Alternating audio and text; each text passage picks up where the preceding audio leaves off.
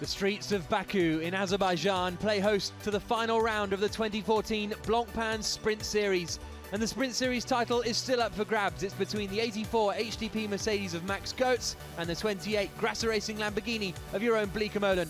But before racing gets underway here, let's look back to the last race in Belgium. At the start of the race, it was Peter Cox who took the lead around the outside in Zolder. Harry Procek forced his Lamborghini up into second place, while a good start from Max Buch when he ended the first lap in fourth position. Dominic Baumann had to retire early on after contact with Alex Zanardi at the first corner. In a busy start, Cacabueno just avoided the recovering BMW, but then Enzo Ede ended up in the barriers on the inside of turn 2 after spinning unaided.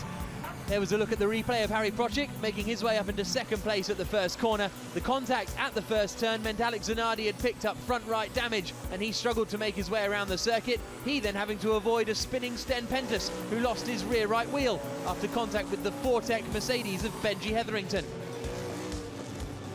Zanardi's dramas were to continue. As he was trying to pass Alexei Vasiliev, the Russian moved across and pitched himself into the tyre barriers, ending up in a pretty sizable incident. Vasiliev fortunately was okay and was able to walk away, but that was the end of the run for that Mercedes SLS. They've had to get a new one for the race here in Baku. Zolder was the Russian GT team's debut in the Blancpain Sprint Series, and it was a shame it ended that way for Alexei Vasiliev and Marco Asma. While Basseng and Ortelli battled, the race leader was out of the race. Peter Cox had come in to hand over to Nicky Katzberg, but they couldn't get the rear of the car jacked up, meaning they were out of the race. That allowed Max Buch and Max Goetz to take the lead. After a great in-lap from Buch, Goetz was now stretching his advantage. Zanardi skipped across the chicane as he tried to keep up with the Vita for One BMW, but it was race victory from 6th on the grid for Max Buch and Max Goetz. With Bleekemolen and Procek crossing the line in second place, it meant that Goetz's championship lead extended to 27 points heading into the final round, and a third place for Laurens Vanthoor and Cesar Ramos, their best main race performance of the season so far. But the gap at the top of the championship is 27 points, and things are looking good for Max Goetz as he comes into the final race of the season.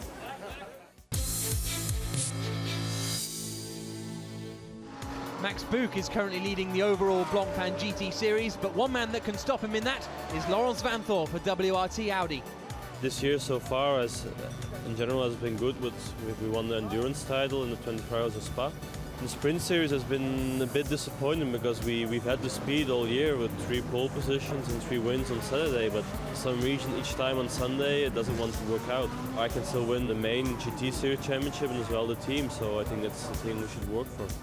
Kevin Estra's performance here last season for Hexis meant that he became a McLaren Works driver. This year he's back again with Boutsen Gignon. It was my first race with the McLaren and it went really well. We did the podium with Hexis, so I'm really happy to be here. I really like this city track with Boutsen and think we should be pretty strong with Rob again. We are aiming on the podium or even a victory, but I think that's the case for 20 cars here, so it's going to be hard, but we are aiming for a good position for sure.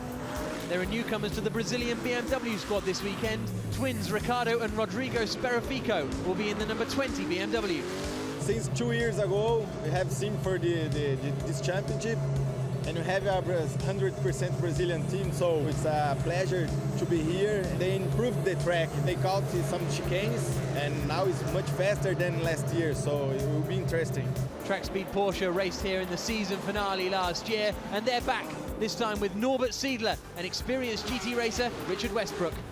Jumped at the chance. I mean, it's street circuit, new country, amazing grid. I don't know what to expect. Obviously there's BOP and GT3. I don't know if it's going to suit the Porsche, suit the Audi, suit the BMW, who knows. But it's a driver's circuit, so we'll give it some beans. The Callaway team are back with 2 Corvettes. They entered Baku last year, where it was a difficult event for Daniel Kielwitz. It's nice to be back here. We were last year also, unfortunately not a good end for us. But yeah, it's great to be back here with the Corvette. Never seen such a strong grid here. It's really tough. It's a lot of platinum and gold drivers. The track layout is very good for our car, I think. And I hope that we will have a great race. Vincent Abril and Mateusz Lasowski are currently leading the Silver Cup with a comfortable margin, and they know that they've got to be sensible to get the job done. Basically, we have to be intelligent and finish. And I think that's going to be the key, because we saw last year there was a couple of crashes. We're in the best position possible. We have 24 points leading, so we have to be smart in the testing and in the qualifying not to crash the car and basically finish in a good position. We're fully focused for the Silver Cup and hopefully we get the title. Chasing the Audis down in the lead of the Silver Cup is the 34 Royale BMW of Stefano Colombo and David Fuminelli. The championship is still open. Unfortunately in Zolder we didn't have a lucky weekend, so I think that here we need a bit more luck to try to win the championship. We have to hope that something happened to number 4 Audi, but we'll try our best, try to be in the best position we could, and let's hope for something good. Leading the Pro Cup standings into the final race is Maximilian Goetz. He's got a comfortable margin, but he knows there's no room for error. It's never easy, you know, it's a new track for me. All of them, they are here, try to push like hell. I have to survive, practice qualifying and the race. I need only 7 points to win the championship against Blancpain, Fantor, Rust, all these drivers. They are not slow, they are the best ones in the world in GT racing. And if I win, it's really, really amazing for me. The only car that can stop Max Goetz is the 28 Grasser Racing Lamborghini of Jeroen Bleekemolen and Harry Procek. I think it will be very difficult. I'm always more realistic than a dreamer, so we just concentrate on the race. I would say a big surprise from the beginning on that I think it was just Nogaro where we was not on the podium. With the Lambo, with Chiron, it was very successful, a nice year. Everybody knows that this is a gamble here. We will see on Sunday. And now we're here in Baku, where the city is embracing GT racing.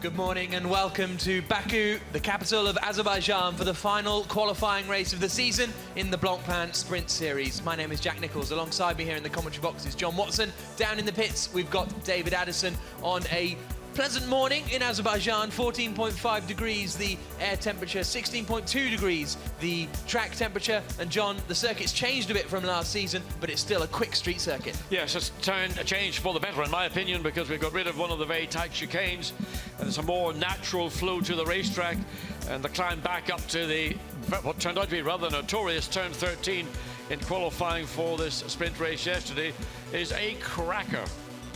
And so it's the way we are looking going into the final weekend of the season in the championship is that Max Goetz is leading. He has a 27-point advantage. He can win the championship in the race today. We'll go through the who's and how's and whys in a few moments' time. Jeroen Bleekemolen and Harry Procek are the only men who can stop him taking the title. Let's have a look at the grid for the final qualifying race of the season. Pole position, Stefan Ortelli. Alongside him, and WRT lockout, Laurent Spanthor. The second row of the grid sees Jeroen Bleekemolen looking strong to keep himself in the championship hunt going into the final race of the season. Frederik Vervisch alongside in the Boots and Gini on McLaren. Then it's Andy Soucek, fifth on the grid. Max Buch starting the HDP Mercedes in sixth position. Christopher Mies and Marco Holzer in seventh and eighth position in two of our Baku special entries. Ninth place is the Spadaffico twins, just in front of Norbert Siedler in the track speed Porsche. 11th place on the grid, Alvaro Parent. Great qualifying from him in the Bitec McLaren. He's just in front of Marcus Winkelhock. 13th on the grid is Alex Zanardi, ahead of his teammate Stefano Colombo. Those two making it through until Q3 yesterday. 15th on the grid for Giorgio Pantano. Steph Dusseldorp starts 16th in that HDP Mercedes that's always strong in the race. Andreas Simonsen in a new entry from Zach Speed. He starts 17th just in front of the other Boots and Gini on McLaren of Kevin Estra. Enzo Eid and Joe Osborne will start in 19th and 20th positions. 21st on the grid will be Matthias Stumpf. Then we've got Wirth and Kilvitz in their Callaway Corvette starting 22nd. Behind them on the grid directly will be their teammates Barth and Jan. Then it's Luca Stoltz and Luca Wolf in 23rd position. Benji Hetherington and Mateusz Lazowski are both in cars that had accidents yesterday and had to be repaired. And Dominic Baumann and Marco Asma were moved to the back of the grid. So through the final chicane they come, then they will start to line up in 2x2. On board with the 84 car, that's the car that could win the championship today. It's the 84 versus the 28 as we go green in Baku for the final round of the season. The qualifying race is underway. It's Stefan Ortelli on pole position as they head down towards the first corner, and it's Ortelli in the lead at the first chicane. Frederic Verviche has to skip across. It's a good start from the Aston Martin as well. A couple of the cars skipping across at turn 1. They're going to have to be careful that they didn't gain too much of an advantage. A challenge on the inside from Maximilian Buch. He's going to go past Verviche as they come down into the hairpin of turn 3, but it's the WRT Audis that are pulling away in the lead. Ortelli ahead of Vanthor, Bleekemolen in 3rd. We go on board now with Max Buch, and it looks as though he's just lost out to one of the McLarens. Is that the Bitec car as they come down towards the hairpin of the right-hander? And also Andy Suchek, good start for the beach round Aston Martin. It's made up a position. Oh, and there's contact. The Zach Speed car has been hit from behind and off and into the barrier. That is Dominic Baumann in the 76 car, and that is going to unfortunately bring out the safety car. I'd have thought it was the Zach Speed Mercedes that went into the side of Baumann. No, sorry, the second HTP Mercedes that went into the side of Baumann. Safety car is deployed after it all kicked off there at the right-hander of turn 4 as they started to go into the Old Town, and there's a spin for Mateusz Stumpf as well. That is up at turn 8, so a couple of incidents now to get rid of. Well, it was always going to be a tight opening lap. Turn 4 is a new corner on this revised circuit, and there we see the outcome. Dominic Baumann's BMW absolutely, just the front of the car and the side of the car, heavy damage. That was a spin, and maybe an assisted spin, we couldn't tell. Now it's actually reversing backwards into the face of another car coming. So safety car has been deployed. We saw a number of cars, of more than about 5 or 6 cars, actually went through the chicane at turns 1 and 2. Now the BMW is trying to get itself sorted out. You've got cars that have gone down the escape road. That's the Joe Osborne car trying to get itself sorted out. Here we see again. It's in here. Baumann goes to the inside line and then hits the Zach No, that's Speed. the 888 BMW. The 888 BMW hits the Zach Speed. The 888 then hits the other Mercedes, which pitches Dominic Baumann into the wall. So unfortunately, Joe Osborne taking a dislike to SLS's, and it ended up with a BMW getting knocked out. There is the 85 car of Steph Dusseldorp. Yes, heavy front damage. Heavy front damage, that car. Yep, so that's a real shame, but we've seen that Dominic Baumann is out of the race. His teammate Jens Klingmann was super fast yesterday. Now he's with David Addison. Jens Klingmann, really bad start to the race. How did you see it? Yeah, we were starting from the back after we got disqualified yesterday, so we knew, okay, we had to take some risk in the end, and now it was just unlucky. He already overtook some cars in the end, but yeah, there was no chance for him to avoid this accident. The Mercedes spun into him, and now he crashed. But I think the car is damaged quite heavily, but I hope we can fix it for the main race, and then we have a second chance. But now we wanted to overtake some cars for the main race and then have a better starting position. But now in the end, I hope we can drive still in the main race. It was a good start from Stefan Ortelli. Suchek did well to get up into 4th place, but that was because down at turn 1, Verviche was the first of the drivers to skip across the chicane, and as a result, he lost position. So watch the McLaren of Verviche there, the black and orange one. He decides to bail out of it, and as a result, ended up losing places. Yes, we've got 2, 3, 4, 5, 6 cars shortcut the chicane. Some of them have gained position, some of them have lost because of those that were going correctly through the chicane. Whether that caused what ended up being the pinch point going into turn 4, there's the aerial view of it. You see Verviche going through, and then other cars they decide, well, it's easier just to skip through. Now, have they made up positions or not? Because some of those cars were the very cars that then became involved in the incident going into turn 4. Yeah, Dominic Baumann was one that skipped right across, and then I don't know how Baumann managed to get in front of the people he was racing with, because he's in that black BMW on the right-hand side, and he goes to the outside of turn 3 and just drives around the outside of everyone. That's very, very impressive from Dominic Baumann. And then there's a real pinch in the middle of the pack there. Yeah, it's almost that they're tripping over one another as they come out of turn 3.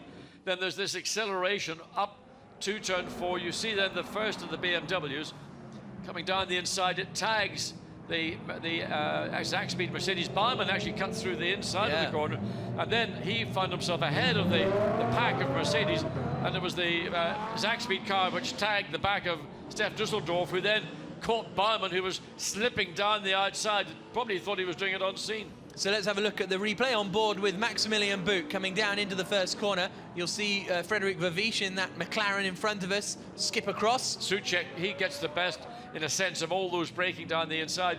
Gains one position, gains two positions. Verviche had to give it up.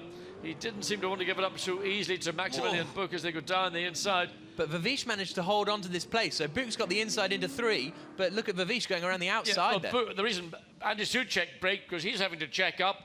Then Buch had to check up, and Verviche had gone down the outside and just literally used the wide line around the very open turn 3 on the outside. There's a big runoff. He used all that, and then back up into 4th place. The safety car pulls in, and we're about to go racing again here in Azerbaijan. We go green, and it's Stefan Ortelli who's leading the way. Laurens Vanthoor in 2nd place. 3rd is Jeroen Bleekemolen in the Grasser Racing Lamborghini. 4th place is Andy Souček in the Aston Martin. 5th is Verviche. 6th is Max Buch. 7th place is Christopher Mies, and in 8th place is Marcus Winkelhock as they dive down into the first chicane. And it's great to get racing back underway here on the streets of Azerbaijan.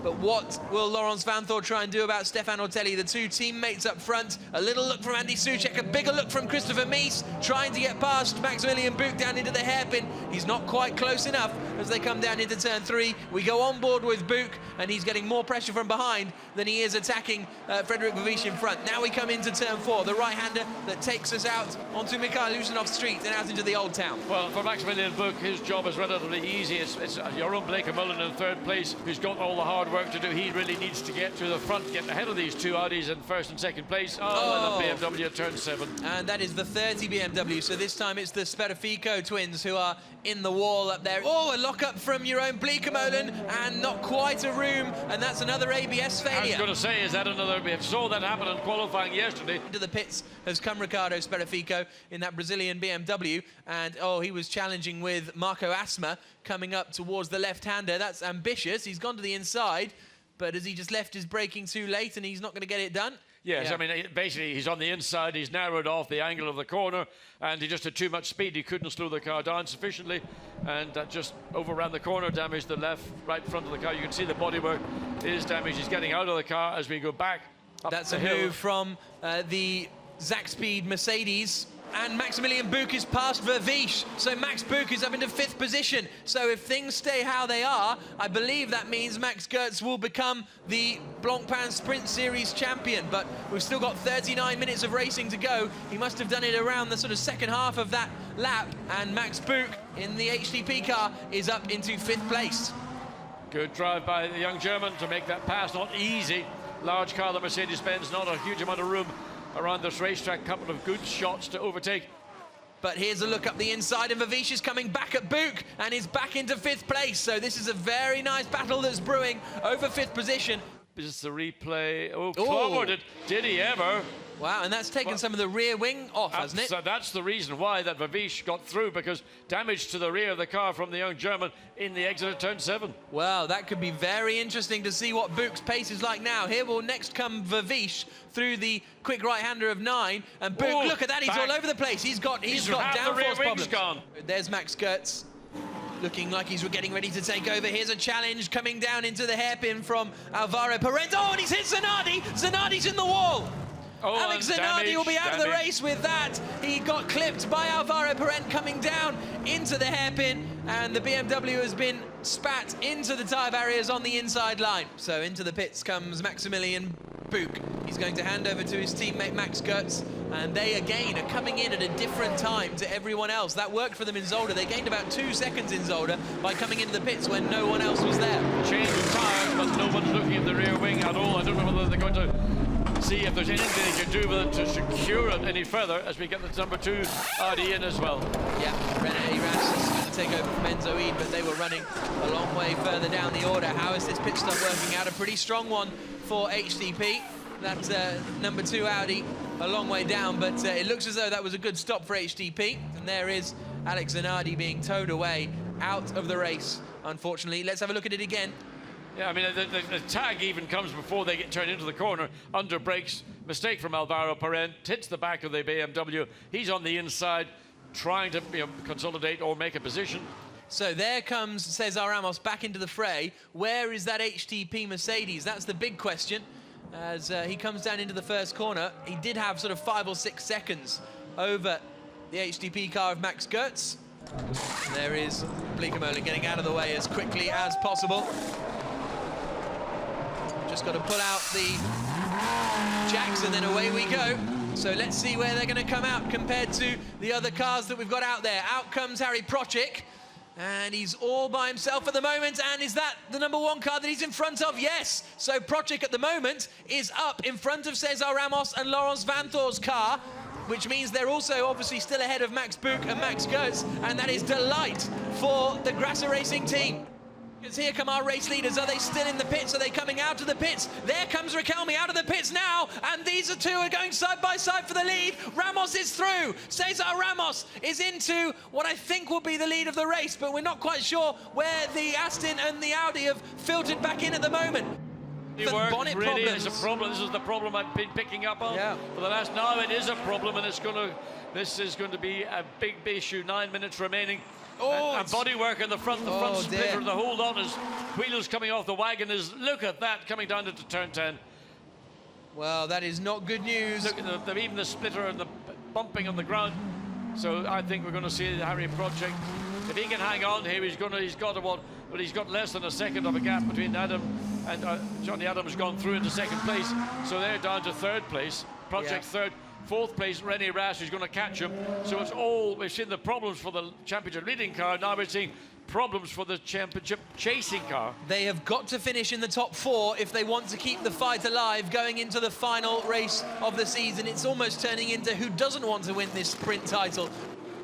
So here is Harry Procik running in third position. He's got René Rast now right behind him. So René Rast is about to guide that car into the top 3. But then what's the gap back? Through goes René Rast, then up the inside. What's the gap back to Riquelme? It's 6 seconds, but we've only got 7 minutes to go, and they've got to finish in the top 4, which is where they are now, if they want to keep their hopes alive. The gap is 27 points.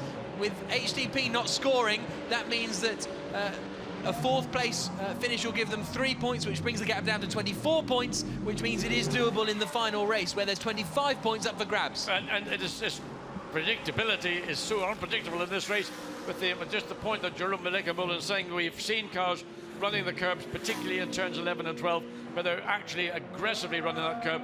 That's caused the damage to the Lamborghinis, affecting other teams and cars less. Yes, that was the Parent. And that is Alvaro Philippe Salaquarda out the wheel, just getting out of their way. But the Callaway Corvette is through. So Daniel Kielwitz has got past Lucas Wolff, and we're about to find out where. This is coming into turn 4. He's gone to the outside of turn 4. Good work from Kielwitz there. Spooked Lucas Wolff a little bit. Yeah, caught him, in fact, a bit of body contact. But the Corvette was on the outside. There's the contact, sort of almost snooker ball effect, and put the Corvette into position. That's a racing incident. No one's going to complain about it. But where is... And look, here comes Riquelme. Here comes Stefan Riquelme. Car 28 must pit for repairs, says Race Control. So that's an interesting one that Race Control have decided to... Well, they've determined the championship. Yeah. There it is, the gaffer team. They've got it ready. But there's so much of the bodywork in the front of the car that it's all sort of... It's not a flapping part, is it? It's the whole front of the car. Body section, the carbon fiber body section, is actually detached. So how you attach it, reattach it with gaffer tape and hope it's going to stay in place. But all that's going to happen is Harry Procik's falling down the standings. He's going to be out of the points, but he is out of the points in effect by the time the next 3 cars come past the start-finish line. What a disaster for the Grasser Racing team. They stick on a bit of tape. Through goes Max Buch and Max Goetz. That doesn't really matter because that's just a 9th position now for Buch and Goetz. It's still not enough for them to score points, but the Grasser team needed to finish in the top 4 to keep the championship hopes alive going into the final race. Johnny Adam closes the gap to 1.9 seconds, but that's going to be a one to watch in the main race later on. If they're starting on the front row of the grid, that Andy Soucek, Johnny Adam, Beechstein, Aston could be very, very feisty indeed as Ramos comes down into the left-hander of turn 3. I don't think there's quite enough time, is there, for Johnny Adam to close in, unless we get some bizarre goings-on with the Corvette that they're about to come and lap. Cesar Ramos flashes through the final chicane into the left-hander of turn 13, and he is going to take victory and win the qualifying race. Great drive from Ramos and Vanthor. Now we won on Sunday. And now he says we want to win on Sunday, because it's been so often they've won the qualifying race. Across the line comes Stefan Rakelmi, third place for he and Stefan Ortelli, after Johnny Adam and Andy Soucek finish in second place. Fourth place is going to be René Rast, after a really strong drive from the German to climb through the order. But ninth, and out of the final corner, comes Maximilian Goetz in the HTP Mercedes to win the Blancpain Sprint Series title. He is the Blancpain Sprint Series champion of 2014.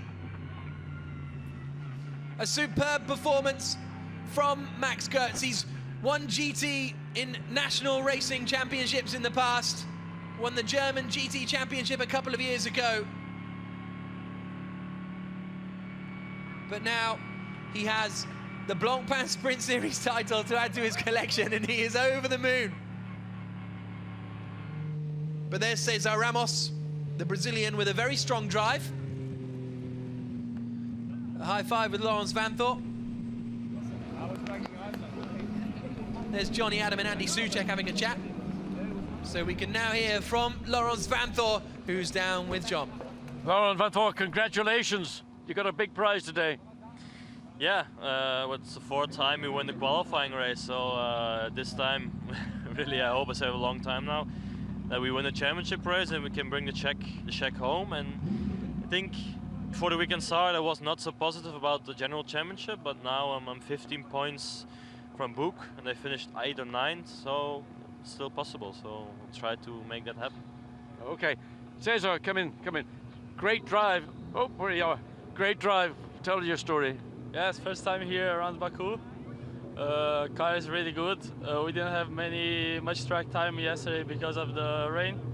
So on the dry, I was not so comfortable still, but still we did a good race. I managed to pass the Lamborghini when I needed to. And at the end, I just controlled the gap to the Aston, who is really quick. But I think we are ready to fight them in the main race. Well done, thank you. Thank you. Here's a look at the overall results then after that race. Cesar Ramos and Laurens Vanthor taking victory and closing in the overall Blancpain GT Series title. Johnny Adam and Andy Soucek finishing in second place ahead of Stefan Rakelmi and Stefan Ortelli. René Rast doing well to climb up into fourth position, he and Enzo Eid. Raginger and Holzer in fifth place in the Porsche. Van der Drift and Vervies there in seventh place. Ninth place for Max Goetz and Max Buch, but that's enough to seal the Blancpain Sprint Series title for Max Goetz. Sferifico twins completing the top 10.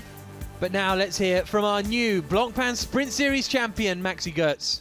Congratulations, what do you feel? It's amazing. It's my second title in third year. If you see the car, it's a wonder that we survived till the end. We took the 9th place today, but overall, yeah, I won, so it's amazing. It's an amazing feeling. So, I mean, when you saw the contact that Max Buch had with the wall, the rear wing, almost half the rear wing is gone. I mean, how much more difficult was it to drive?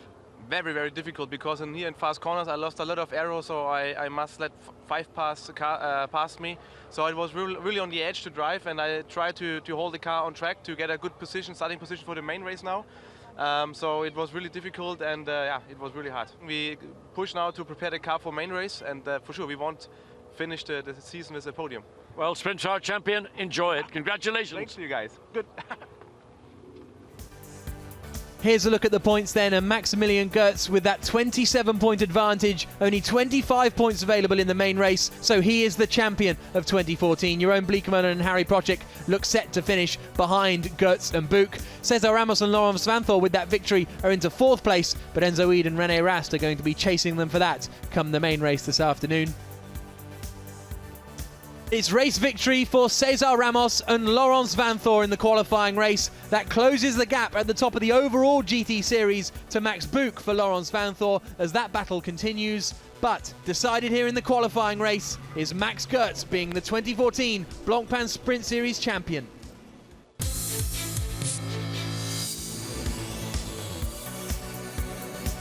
A very good afternoon, everybody, and the streets of Baku are about to play host to the final race of the 2014 Blancpain Sprint season, the final race of the 2014 Blancpain GT season, and it's a pretty chilly day, 13.5 degrees the air temperature, 17 degrees the track temperature, very similar conditions to the qualifying race that took place this morning, all under the national flag square.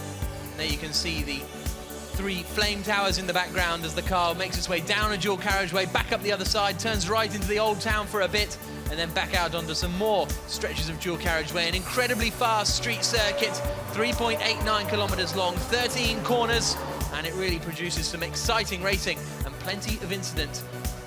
Certainly if the qualifying race is anything to go by, it was non-stop action all the way through. The race was won by Cesar Ramos and Laurens Van Thor, but it was Maximilian Goetz who won the championship with a 27-point margin over Blancpain and Project. He cannot be caught, and he is the Blancpain Sprint Series champion of 2014. Cesar Ramos and Laurens Van Thor there down in 4th place. They will start this race on pole position.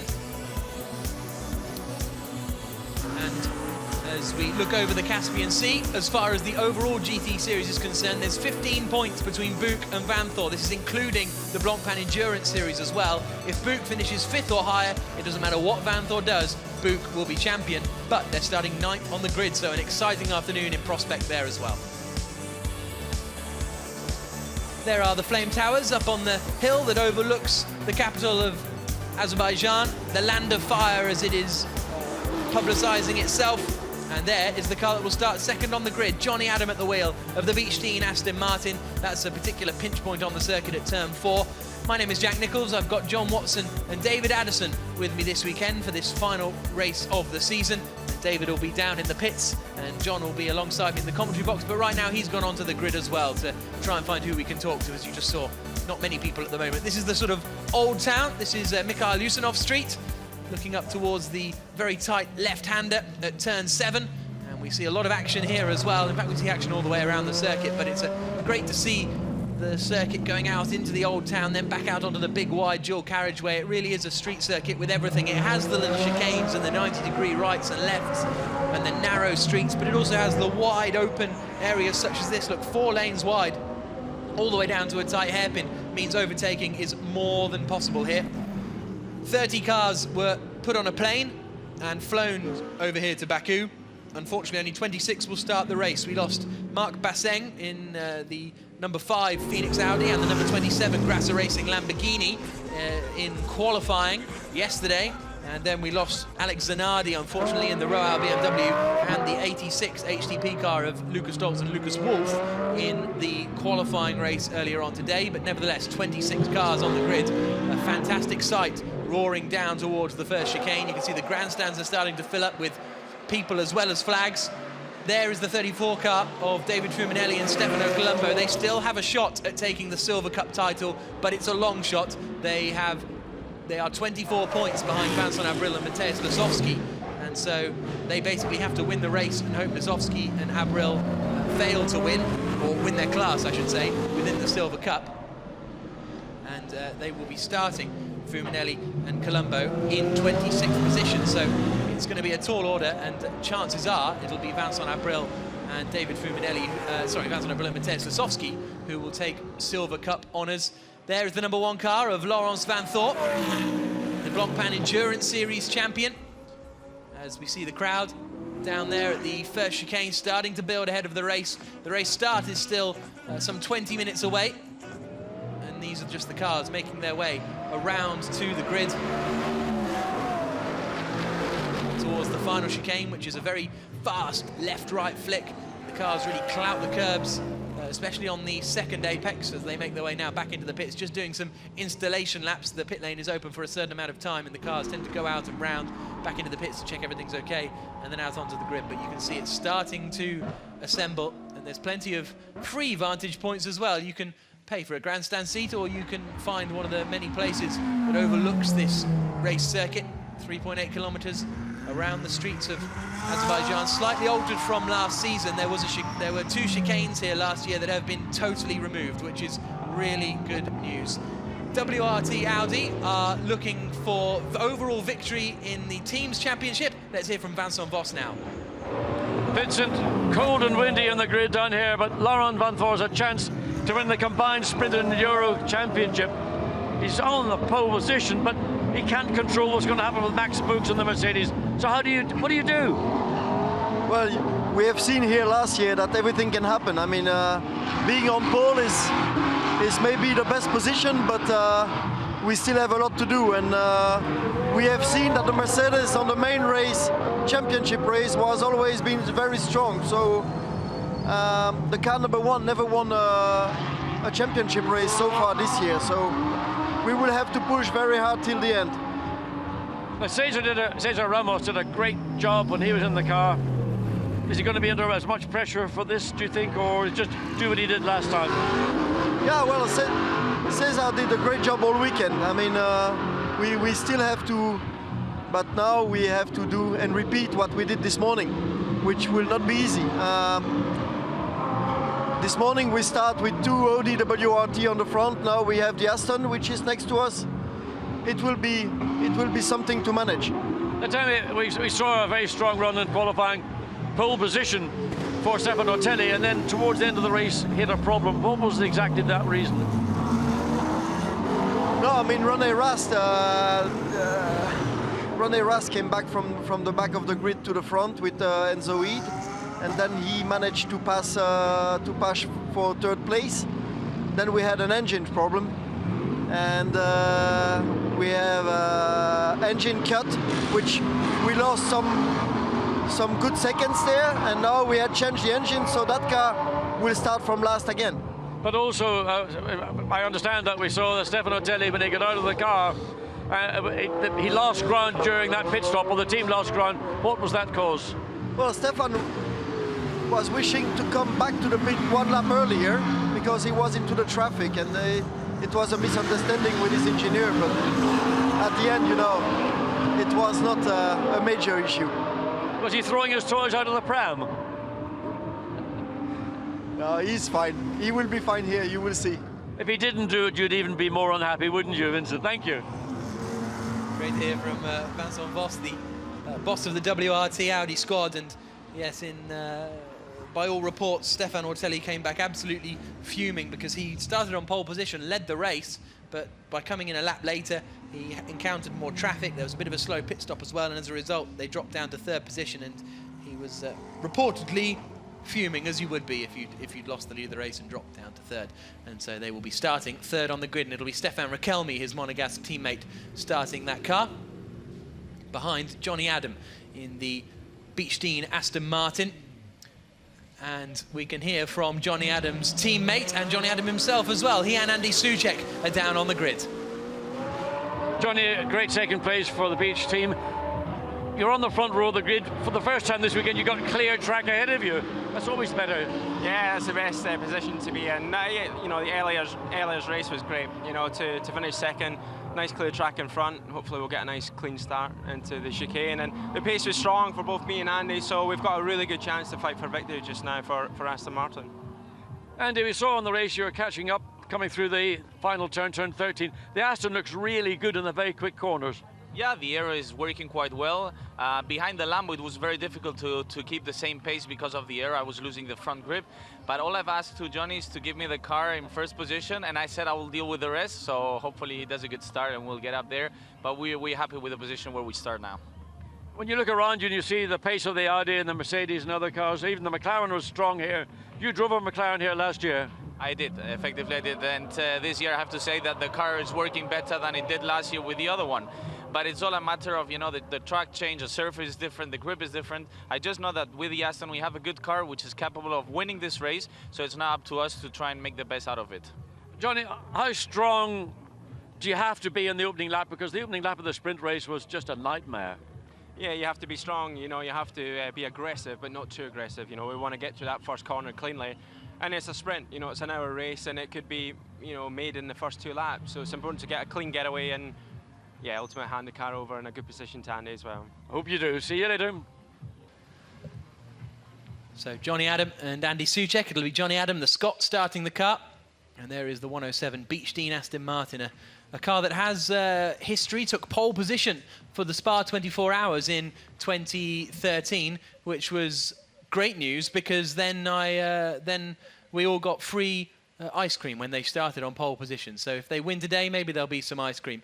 Last night, there was a bit of a festival kicking off just down at the Crystal Hall as part of the celebrations. Plenty of DJs played, will.i.am played, and also Nicole Scherzinger deciding against going to the American Grand Prix and coming to the Baku World Challenge instead. We heard about Stefan Ortelli getting a bit cross earlier on. Maybe he can tell us why he's down on the grid. Stefan, second row of the grid, third place. You pole for the sprint race. You appeared to be very agitated when you got out of the car. I've asked Vincent Voss what was the problem, and he couldn't give me a clear answer. Can you tell me why you were so upset? I think we lost a bit of time because I was 2 laps behind the people I was lapping, and they didn't really give away the place. And I think it was the same with the Aston Martin. We were just too slow behind them, and they don't really respect the blue flags. That's it, you know, not really special. And then the pit stop, sometimes you are the best, sometimes not. But it was not really. It was the combination of both. But it's just one row. On the other hand, we didn't put a foot wrong. The car is running really, really perfect. It's a track which suits very well the Audi, and we have a car to push back and trying to win this race, and also to help Lawrence if he needs help. So both things are going to be very important. It's going to be very exciting as well, because everybody wants to get onto the podium. So we will defend and we will attack at the same time. Now, you missed all the action going on behind you at the start of the sprint race, and you're pretty much ahead of most of the field. It was wild back there. Yeah, it was good because I really pushed 100%. I couldn't manage this gap, and of course, when you do that, you expect to go back at the end of the pit window back on the P1, but it was not this time. You know, sometimes it's like that. You have to accept it. You know, it was just a combination of both things which didn't work very well. But we are here at the end, P3. For the most exciting race of the year today, so I'm happy. And we've seen a number of changes to the racetrack. You were here last year. You happy with what we've got? Is it better? Yeah, it is quicker, faster, more dangerous, but better as well.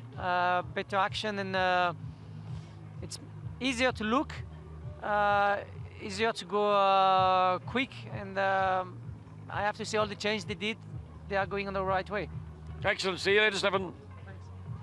Great to hear from Stefan Ortelli, the man who will be sharing the car that starts third on the grid. It's Stefan Riquelme, GP2 race winner, who will start that car. In about 10 minutes' time, we will have the race getting underway. And as you can see, the grid is starting to really get formed. A few gaps further back there at the moment. The number 4, Audi of Matej Sosowski and Vincent Abril, isn't on the grid yet. We'll keep an eye out as to whether that will end up having a pit lane start. They're due to start in 20th place on the grid, so to start in the pits would effectively put you 26th and a couple of seconds behind. Vincent Abril said earlier on, okay, fine, we can start from the pits, but you really want to be on the track. They only need to finish the race, though, to win the Silver Cup Championship, because as long as they're in the top 10 of their class, and there's only 6 in their class, they will take the championship. We can now hear from Thierry Boutsen, but first of all, the CEO of SRO, Stefan Rattel. Stefan Rattel, a fabulous grid, great drivers here. Only thing that wins a bit windy, a bit strong. Yeah, it's a bit chilly, but it's great to be here. I mean, this is really building up as a real European final for GT3 racing, with the best team from the series and the best team from the British Championship, from the German Championship. So and Baku is spectacular. We're happy to be here. And I think bringing the race to the people, to a street circuit, for me is always great. Yeah, it's a lot of work to put a race like this, but at the end it offers spectacular racing. It's good for the viewers, and it's good for us. Thierry Boutsen, a contemporary of mine, almost the same age. You don't look it. What are you doing here in Baku? Well, I've been asked a few years ago to put something in place to organize a race here. And I've put people together, and I've found the right people to organize a race. It's a fantastic event, growing quickly. It's very famous in Baku now. It brings a lot to in fact, there was no history of motorsport in Azerbaijan before. So the people are trying to understand and learning how motorsport is, what it is, and there is a lot of enthusiasm in the people now. Well, good to see you here. Many thanks. So Thierry Boutsen, former Formula One racer, and Stéphane Rattel, the man behind the Blancpain GT Series and many other series beyond that as well. And it is really a stunning location for a race. There is René Rast putting his helmet on, and it's such a shame that they have to start at the back, because René Rast looked set to be starting this race in third position, and how he would have clawed his way from third, possibly into the lead of the race, because he has got such speed. But now he's going to have to work super hard to go from 25th on the grid all the way back there to climb up the order and try and produce another comeback, as he managed in the first session. 5-minute board shown then, as the grid is beginning to be cleared. As Stéphane Rattel said, the best teams from the British GT Championship, the likes of Beechstein, Aston Martin, and also the likes of the German Championship, Callaway Racing, as the crowd are upstanding for the Azerbaijani national anthem here.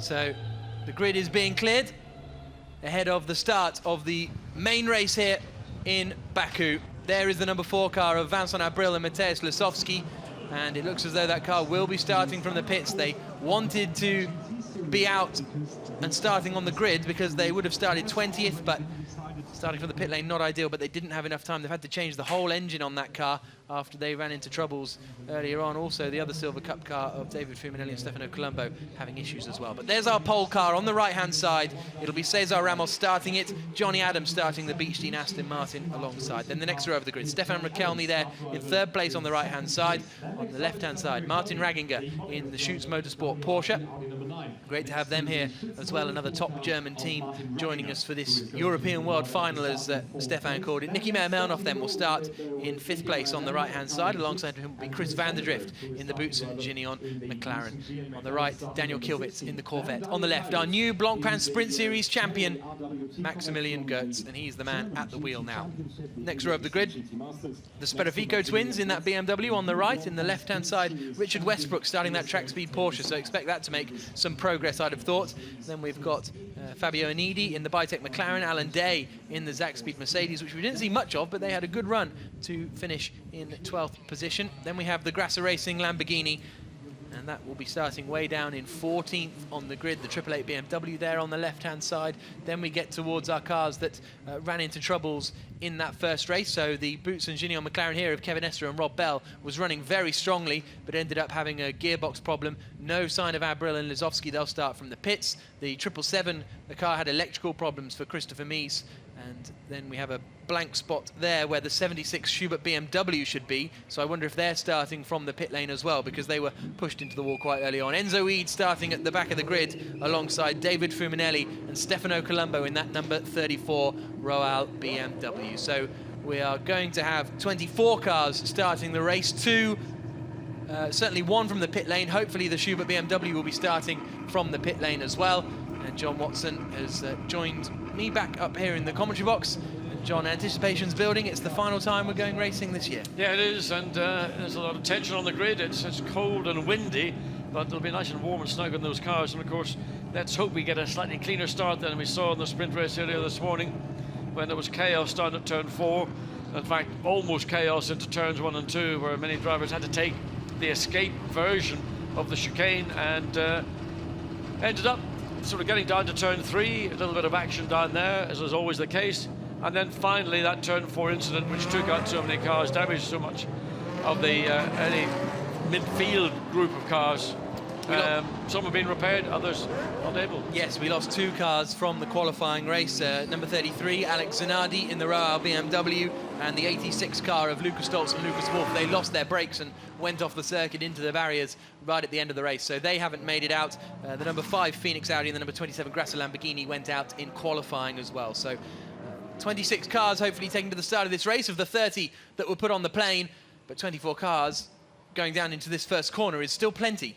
Yeah, it is. There's plenty of space there for drivers to get it wrong and hopefully correct it without having contact. Cesar Ramos will start the final race of the season on pole position. Johnny Adam alongside him. Stefan Rakelmi starts third with the Porsche of Martin Ranginger. Watch out for him. He's starting in 4th position. 5th will be Nicky Meyer-Manoff alongside the Boots and Gignon McLaren of Chris van der Drift.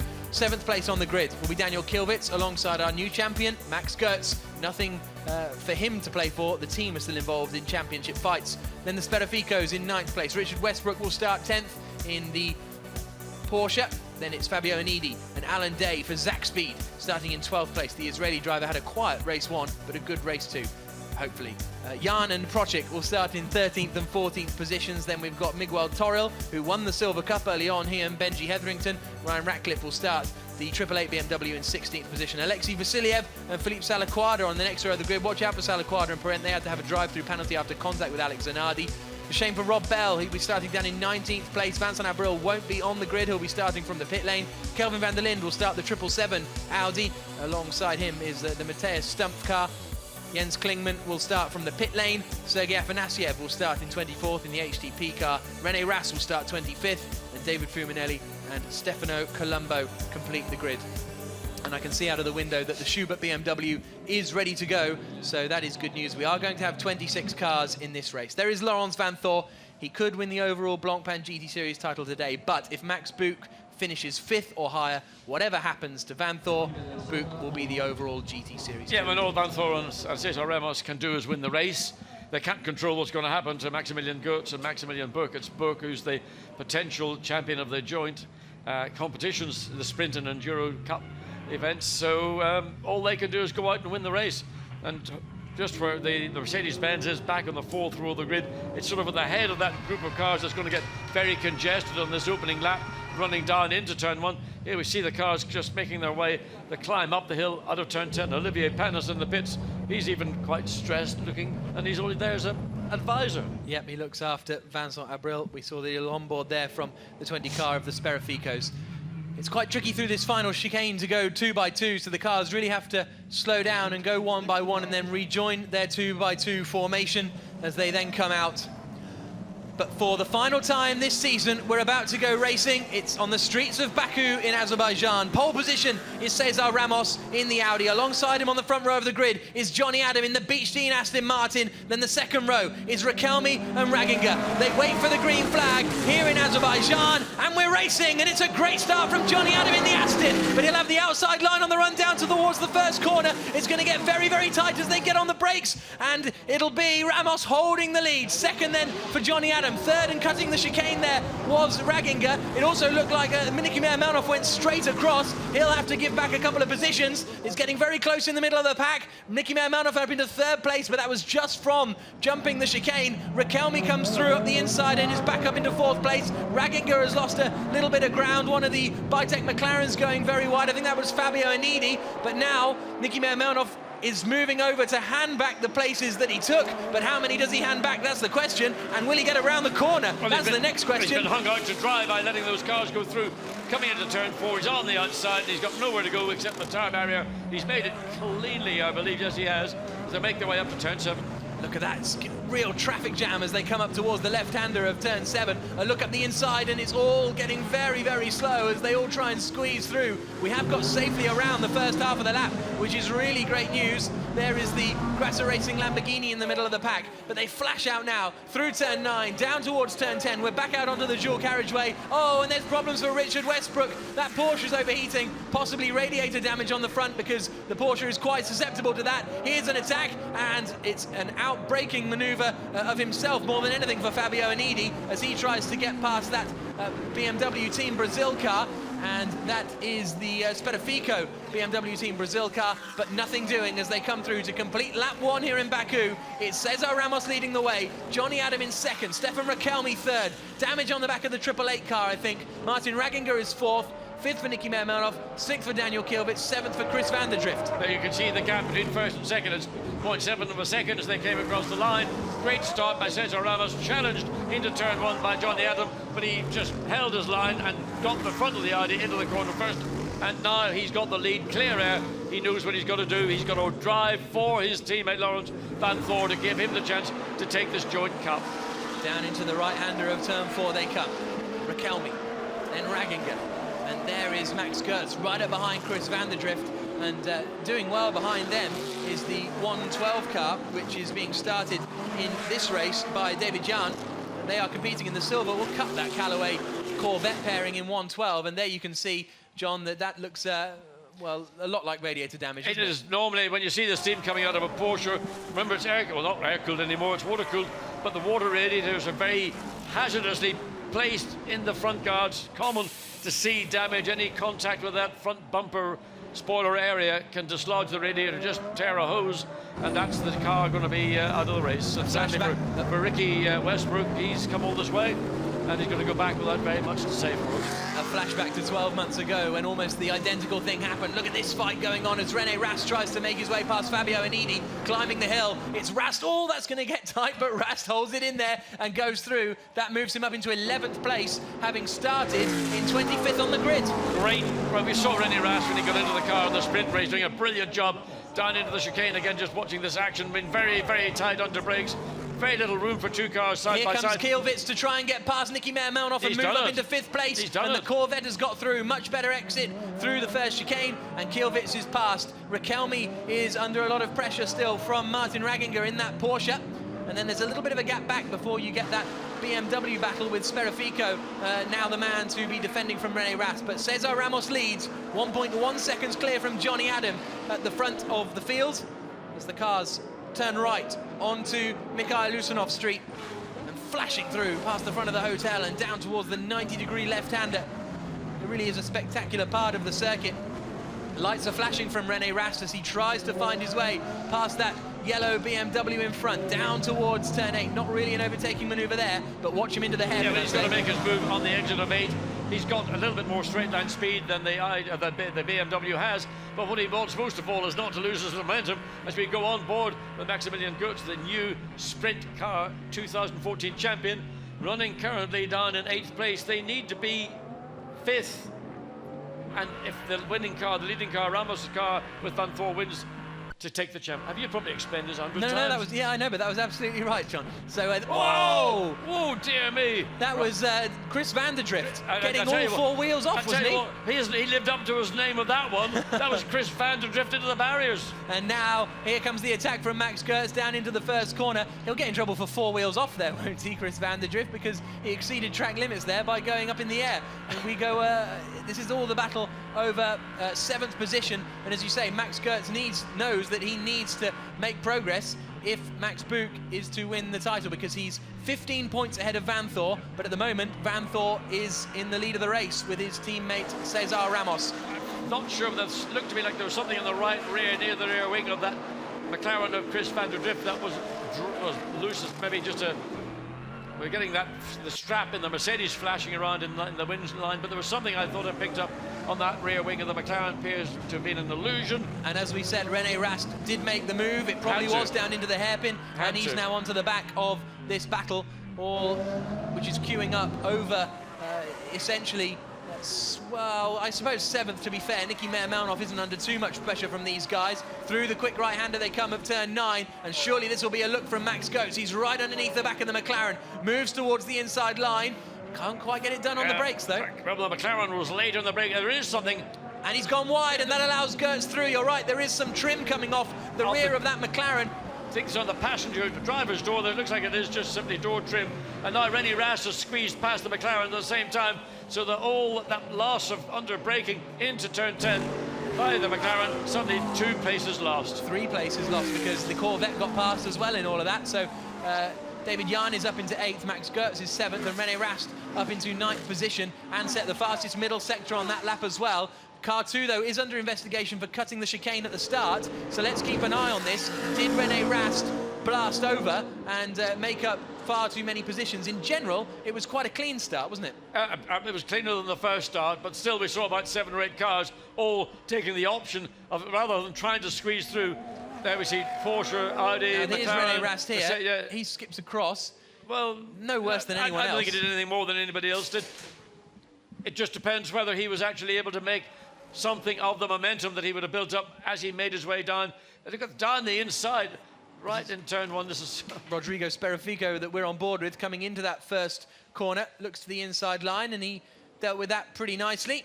And there you can see the Corvette coming across and gaining a place. What really would upset me if I was a driver, by going correctly through the chicane, somebody just makes no effort, apparently, whatsoever, goes through the opportunity, down the outside. Where's the needy going? And here's the high shot again. So this is where the Corvette makes up places. I'd say that Corvette made up more than René Rast. He was the penultimate car to go through there. So that was Steph Dusseldorp's car going through. Aganathia driving the car. And this is, I think that might have been where the track speed Porsche got a hit, because it was looking up the inside, and then it all got very traffic jammy here, didn't it? Oh, that's a big one into the back of the 888 BMW, and that was Alexei Vasiliev going into the back. Didn't see Westwood in that group of cars, so maybe just further around the track. It takes very little contact at the nose of a Porsche to do damage to the radiators. So now we look back at the battle behind Nicky Meyer-Melnov. This is all over. 6th position as they come down into the left-hander. Rast up the inside. Can he make it stick? He's got him alongside Max Goetz. Goetz is going to be on the outside as they run up to turn 4. Under acceleration, the Mercedes should hold that position, and he is able to do so. You can see under acceleration, he's able to stick up the inside. A cutback isn't possible. The track narrows down, funnels down so much, but pressure for Maximilian Goetz as he's defending what is currently in 8th place. Yep, so it's 6th place for Nicky Meyer-Melnov in that Phoenix Audi, 7th place for Max Goetz in the HTP Mercedes, then 8th place for René Rast, the man we were just on board with, and then 9th position for David Jan in that 112 Callaway Corvette as they flash through 9. This is all allowing Daniel Kielwitz to disappear in 5th place up in front of them. And meanwhile, Martin Ragginger is still right behind Raquelme, and equally there's only 7/10 of a second in the lead of the race. Cesar Ramos is being closed in by Johnny Adams, so action everywhere after 10 minutes of racing here in Baku. Yeah, watching René Rast trying to position his car every way to take advantage of speed off the corner to try and get a run on Maximilian Goetz. So we go back to the battle for the lead, and that gap is down to just, well, under a second on the last lap. It had been 3/4 of a second, but you know, it's the give and take, ebb and flow of what you see on a street track. So the Aston Martin not letting the Audi in the lead build up a lead, and Johnny Adam doing a strong job. So through they come, and Kelvin van der Linde has just been told he has to give the place back, and here's the look, and that's going to allow René Rast through on the inside. It's almost an action replay of last time around. Oh, and he's put him in the barriers, and they're both in the barriers. Surely that's broken the WRT Audi. We'll wait and see what's happened to the 84 Mercedes, though. Rast is slowing, he's got problems, so's got the 84 car. So HTP and WRT come together on the exit of the hairpin, and that is potentially going to end Max Buch's chances of the overall GT Series title. And that is not the way this championship should have been ended, but you can see the right front, the right suspension, well, the wheel is locked, so he's going to park it. I don't think he's going to try and get it back. He can hardly steer the car because that right front is locked. It's locked against the back of the wheel arch, so all he can do is try. No, he's going to park the car, and that's it. And there is Max Buch out the back of the garage. Disconsolate. Furious. He's still got a 15-point margin at the top of the overall GT Series, but that means that Ramos and Vanthor, as long as they finish in the top 3, Laurens Vanthor will be the overall GT Series champion, and Max Goetz, understandably, particularly annoyed. It was difficult to tell from the... Well, let's find out, John. No, look, take it away. Look at René Rast in the black Audi, dives down the inside. He did this a lap ago, but on this occasion, then René Rast lets the Audi run out. He gets the back end, clips it. Both cars, the Audi right front, the Mercedes right front, and that is... Did the Mercedes have anywhere to go? Well, not particularly at this stage, because both cars are trying to stay within the bounds of the track, but it's almost as if the back end of the Audi snapped out. You saw him correcting. Yeah, he put the throttle on, the back end snapped out, clipped the rear of the Mercedes, turned the Mercedes into the wall, and then in consequence turned himself into the wall. Here's a view of it from Max Goetz. He looks to the outside on the way down to the hairpin. Goetz is in effect the innocent party in all this. He's given enough room, and he got penalised for doing so. So he's done nothing wrong. He just got clipped by the Audi as the power came on. The back end stepped out, and Max Goetz, well, he was a happier lad earlier on today, and you can see now the That's team him watching the team. That's him watching the replay on the big screen. That's what he's doing. I thought he was hearing the commentary as well. Yeah, I don't think they get to hear us commentating. Enzo Weed's got a wry smile on his face. As his co-driver Rennie Rast. We're looking to see where Rennie Rast has dropped down to. He's dropped down to 24th, and he's not in the pits as yet. But no, he's gone across the line again as Rennie Rast. Yes, unless he's pulled off actually somewhere in the middle sector. Well, he's certainly damaged the right front on the car, or the bodywork of the car. I think he'll have pulled off the other side of this car. So that is our Sprint Series championship winning car. There's 28 out of the race by the looks of things. Harry Prochik has pulled into the pits. Well, those are our two front runners of the season. Well, absolutely, and I mean, what a disappointment. I mean, if you'd seen the condition of the Lamborghini when it came in to make that pit stop in the sprint race, I mean, what would you have given for it? You'd said, pay me and I'll take it away. Absolutely. As far as the team's title is concerned, then as it stands, WRT would wrap up both the Sprint Series team's title and the overall team's title, because the next HTP is down in 15th place at the moment, and WRT are running first and third. So things looking very strong for the Belgian team at the moment, but we've still got 45 minutes of racing to go, and we're on board with Johnny Adam, 7/10 of a second behind Cesar Ramos in the lead of the race.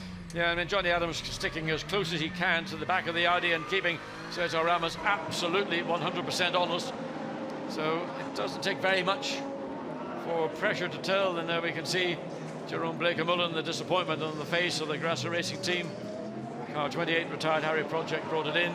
They did a great job to try to resecure the body panels. There is the car. They didn't think it was a problem, but they just said after the first of the sprint race, all the bracketry that attaches to the bodywork was fractured, just literally almost vibrating to a failure. So down to turn number 3 come our race leaders. It's all pretty much now about winning the Baku race and the, frankly, tens of thousands of euros prize money that comes with it, and that's got to be the main focus for these guys, because WRT are looking pretty strong. Cesar Ramos has just set the fastest first sector of anyone, and behind there's a great battle for third place. Rakelmi, Raginger and Kielwitz are all within 1.5 seconds, all three cars. Here they come now, down towards the left-hander. You'll see them in the back of the shot here, and that is going to be the battle to watch, I think. Just looking at the beach team Aston Martin, it looks really, really good on this Baku street track. It's going to be a big ask for the beach team to do an outperforming job when it comes to the driver change, tyre change, to compete against WRT, who are sort of pretty much the masters of that skill. But that's all it needs, one bad wheel change on the Audi, and they could take the lead of this race. Absolutely, that's the biggest difference when teams step up from sort of national championships to the Blancpain Sprint Series, is you do your pit stops as fast as you can, as opposed to, you know, in any other way. So we can now hear from Jerome Blake-Mullen. The car has been parked. He's with David Addison. Jerome Blake-Mullen, dramas again for the Lamborghini. What's happened in this race? Same problem as race 1. I kind of predicted it already. You have to run the curbs here. If we run the curbs, the car just breaks down. And yeah, well, there's nothing we can do. If we drive around the curbs, we are 2 seconds a lap too slow. And if we take them just exactly the same as the others, parts keep falling off. So yeah, not a great weekend. It's been a great year. We've always been competitive, but unfortunately we can't finish on a high. Massive frustration. Thank you. Can they get a refund on the car? Sorry? Can they get a refund on the car if it just breaks I don't know, apart? that gets scrappage. No, what's happening, the way that the car is constructed, I mean, this is a race version of a Lamborghini Gallardo, and the carbon fiber body panels are attached by clips or attachments, and on every circuit, other than what we are seeing here, where it is aggressive, and particularly down in the first and second chicanes, and also then the much quicker chicane up at 11 and 12. Just the shock loading that's going into the car is just causing these to fragment and just basically shatter, and they can do nothing about it. That's the design of the car, works totally perfectly everywhere else, but where you're having to use these curbs, as Jerome Blancpain pointed out, if you don't use them, you're slow. If you do use them, your car drops off literally in bits and pieces around you. There, oh, it's the Schubert BMW. They worked so hard to get that car back out into the race after the accident. And is that out, or are they just, it looks like they're lowering it down, but onto the jack. So I think that's game over for the Schubert BMW of Dominic Baumann. Somebody's gone down this gate road to turn 1.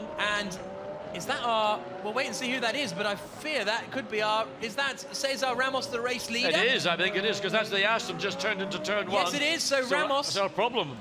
No, it's Vincent Abril. There we go, don't worry everybody. It's Vincent Abril, the number 4 car, and Cesar Ramos is still in the lead of the race. So Cesar Ramos was just being hidden behind the wall as the Aston turned in. We couldn't quite see that clearly, so the gap down, or actually the gap has increased. On the last lap, it's up to 1.2 seconds between first and second. It's almost irrelevant because they're both doing what they need to do. Andy Suchek watching, you can see the tension on his face. It's 42 minutes of this race remaining. In 7 minutes, the pit lane will be open. And wonder, will the Aston be one of the first in, or will they follow, basically shadow what the decision will be of WRT? René Rast walking back into the pits, helmet still on. He's just passed in front of our commentary box. He'd want to keep it on, walking past the HDP team, wouldn't he? Yeah, absolutely. Mercedes team. And walking past David Addison potentially as well. So we're on board with the Beechstein car, flying over that chicane and into turn 13. The gap has gone up to 1.2 seconds at the end of the last lap. This lap, it is now back to 1 second, so it's just ebbing and flowing, really. I mean, you don't want always to run right under the rear of a car you're following, mainly because you lose downforce, which then will cause you to pick up a little bit of understeer, which will then ultimately cause you to go a little bit slower. Everything's done in little increments, as I point out. That what he might want to do is just drop back a second and a bit, then try and get the run again on Cesar Ramos, see where the Aston is strong, and certainly I think the Aston Martin is very good around this. It rides the curbs, it rides the aggressive curbs at 1 and 2, and certainly 11 and 12 extremely well, and it's good in the high-speed corners, particularly that very quick turn 13. And these guys are pulling away by about half a second a lap over Stefan Rakelmi, who's in 3rd place at the moment. He's having his best run so far. Let's look and see up into turn 7. This is a look from Sergei Afanasiev going past Miguel Toril and getting up into 14th position up at turn 7. That's a bit like a gentleman's two-step after you, sir. They're racing in different classes, so presumably Toril, who's leading Silver Cup at the moment. As far as Silver Cup is concerned, the 4 car of Vincent Abril is still out there, so if it finishes like this, Abril and Lizowski will be the Silver Cup champions. But still 40 minutes of racing to come here from Azerbaijan in the Blancpain Sprint Series. And what a great season it's been in both the Sprint and the Endurance Championships, and we'll be back next season for some more. So make sure you join us for that. There is Vincent Abril running 4th in Silver Cup, but that will be enough to clinch the title for that pairing, who have been very impressive at points this season. This is David Jan in 7th place, yet to make it past Nicky Meyer-Melnhoff. Oh, and that's a spin for Sperfico. That's down at the hairpin. He was doing battle with Alan Day and Chris van der Drift. So let's see in what order they come through. Van der Drift with 8, Sperfico was 9th, and Alan Day was 10th. Van der Drift has come through, and Kelvin van der Linde has come through. So I think Alan Day was involved in that as well, because he's lost an awful lot of time. Sperfico across the line, and it's Rodrigo Sperfico who's starting the car. Here's a look at the replay, and there is Alan Day up the inside. Wait for it, wait for it. There we go. Yep, just typical, pass attempted, not executed, spins the BMW around, and of course the Mercedes itself gets trapped behind the spinning BMW, which might say is actually some poetic justice, but what isn't is taking the end plate, the carbon fiber end plate, off the rear wing of BMW. And if I was the team manager of Team Brazil, I'd be walking down there with a substantial bill for a new rear wing for my car. no one's done that just yet by the looks of things. Or still Well, I think they'll be on the way soon. If they haven't done it, they might pick up on the commentary and do so. All that promotes Kelvin van der Linde up into 9th place, the South African, who hasn't really been able to shine yet this weekend in the 777 car, but he's a very impressive young racing driver, and he's up in 9th place in that Prosperia by Apt Racing that he shares with Christopher Mies. So he's him up to 9th, Fabio Anidi up into 10th, Rob Bell up into 11th, and Alan Day is now in 12th place, as Spedifico continues in 13th position. Meanwhile, Riquelme, Raginger and Kielwitz are still battling. Here's the look from on board. Yeah, this is the replay. The BM gets spun most of round. the way around the corner, isn't it? Yeah, it is. And then the Mercedes goes around the back of the BMW and clips the wing end plate, which shreds the carbon fibre. And so back up to the battle for the lead into turn 4. Gap was 8.8 of a second the last time through, so it's just this simple ebb and flow. We are now 2 minutes, just under 2 or just under 3 minutes before pit lane will open. And I wonder whether we're going to see Sergio Ramos coming in as early as possible, handing over to Laurens van Thor. But Ramos has done a very good job here all weekend. I think Johnny Adam may come in as soon as possible to get some clear air, hand the car over to Andy Soucek. That could be a sensible strategy potentially, but we'll have to wait and see. But Ramos has just gone quickest of anyone in the first sector, so he is really pushing hard. Went a little bit deep though into the hairpin there, but he's still doing a strong job. More dramas earlier for René Rast. Let's hear from him now. René Rast, massive disappointment. What happened from your point of view? It's not a great weekend for us at all. I mean, the collision now, yeah, I tried it the lap before already, and it almost worked out. And the lap after, I tried it again, the same corner. I had a bit of an oversteer. I lost the car a bit on the rear, and I touched with Maxi. It was for sure not on purpose, and yeah, if I made a mistake, I apologize for that. But for sure not on purpose. But yeah, I think it's a racing accident. That's a classic, isn't it? It was my fault. I didn't do it on purpose, so therefore it's a racing incident. Here's a look at it. It's more the onboard where we really get to see it. Yes, and I would concur with what René Rast has said, because he didn't. There was a gap, 2-foot gap between the two cars, but he got the power on, the back snapped out, it clipped the Mercedes, which turned the Mercedes into the wall, and likewise then it also resulted in Rast attacking the ball as well. And it wasn't an intentional, in my view, attempt to inhibit the performance of the Mercedes. The consequence is it's taken the car that was a potential joint championship winner out of the competition. Yep, absolutely. And so it's this #1 car that is looking strong as far as those honours are concerned for Laurens van Thor, but the gap is coming down by the looks of things. It's down to just 0.6 of a second on that last lap. Cesar Ramos is building it up again, but we did see Ramos going in deep into the hairpin the previous time around. You can see that on that last lap, the Aston took 0.2 of a second out of Ramos, but the pit stop window will be open next time they come around. So when will they decide to come in? There is Andy Soucek, just getting all set, ready to head back out onto the track and take over. Look at Andy Soucek sitting alongside the team as they watch on board their computers. WRT look like they're going to come in. I don't think Beach Dean are planning on this lap, but of course doesn't take a driver too long to get prepared. But ordinarily with a lap before you're due to make your pit stop, there is Laurens van Thor getting himself loosened, limbered up. So expect to see Cesar Ramos lead car, these two on camera, into the pits.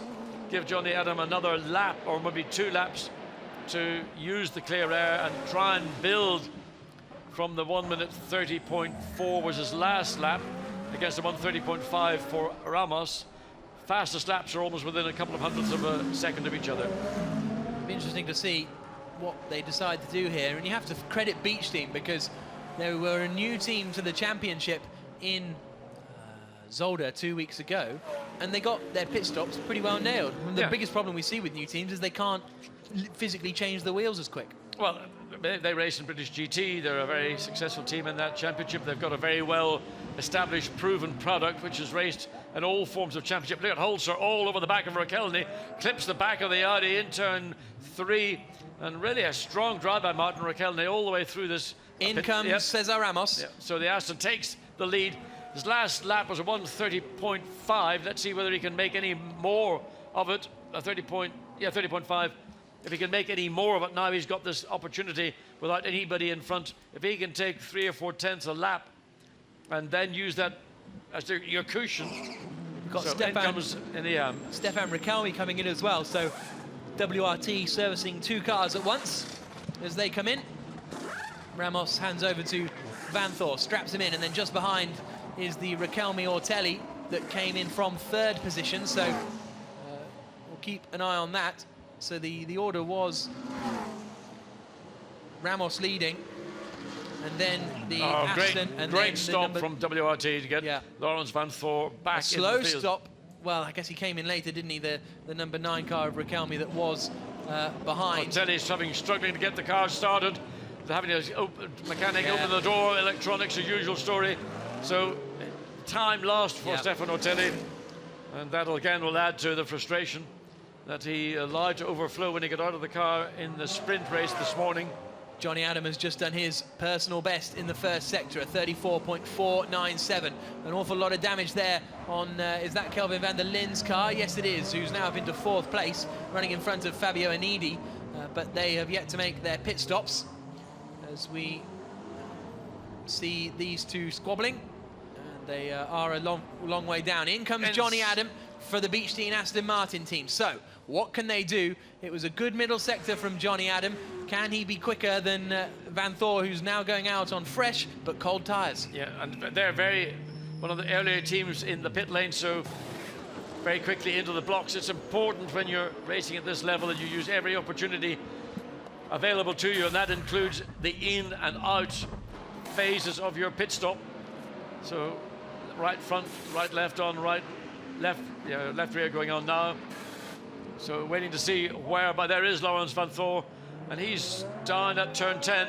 So he's making his way back up the hill. The Aston's off the jacks. Can they get it running?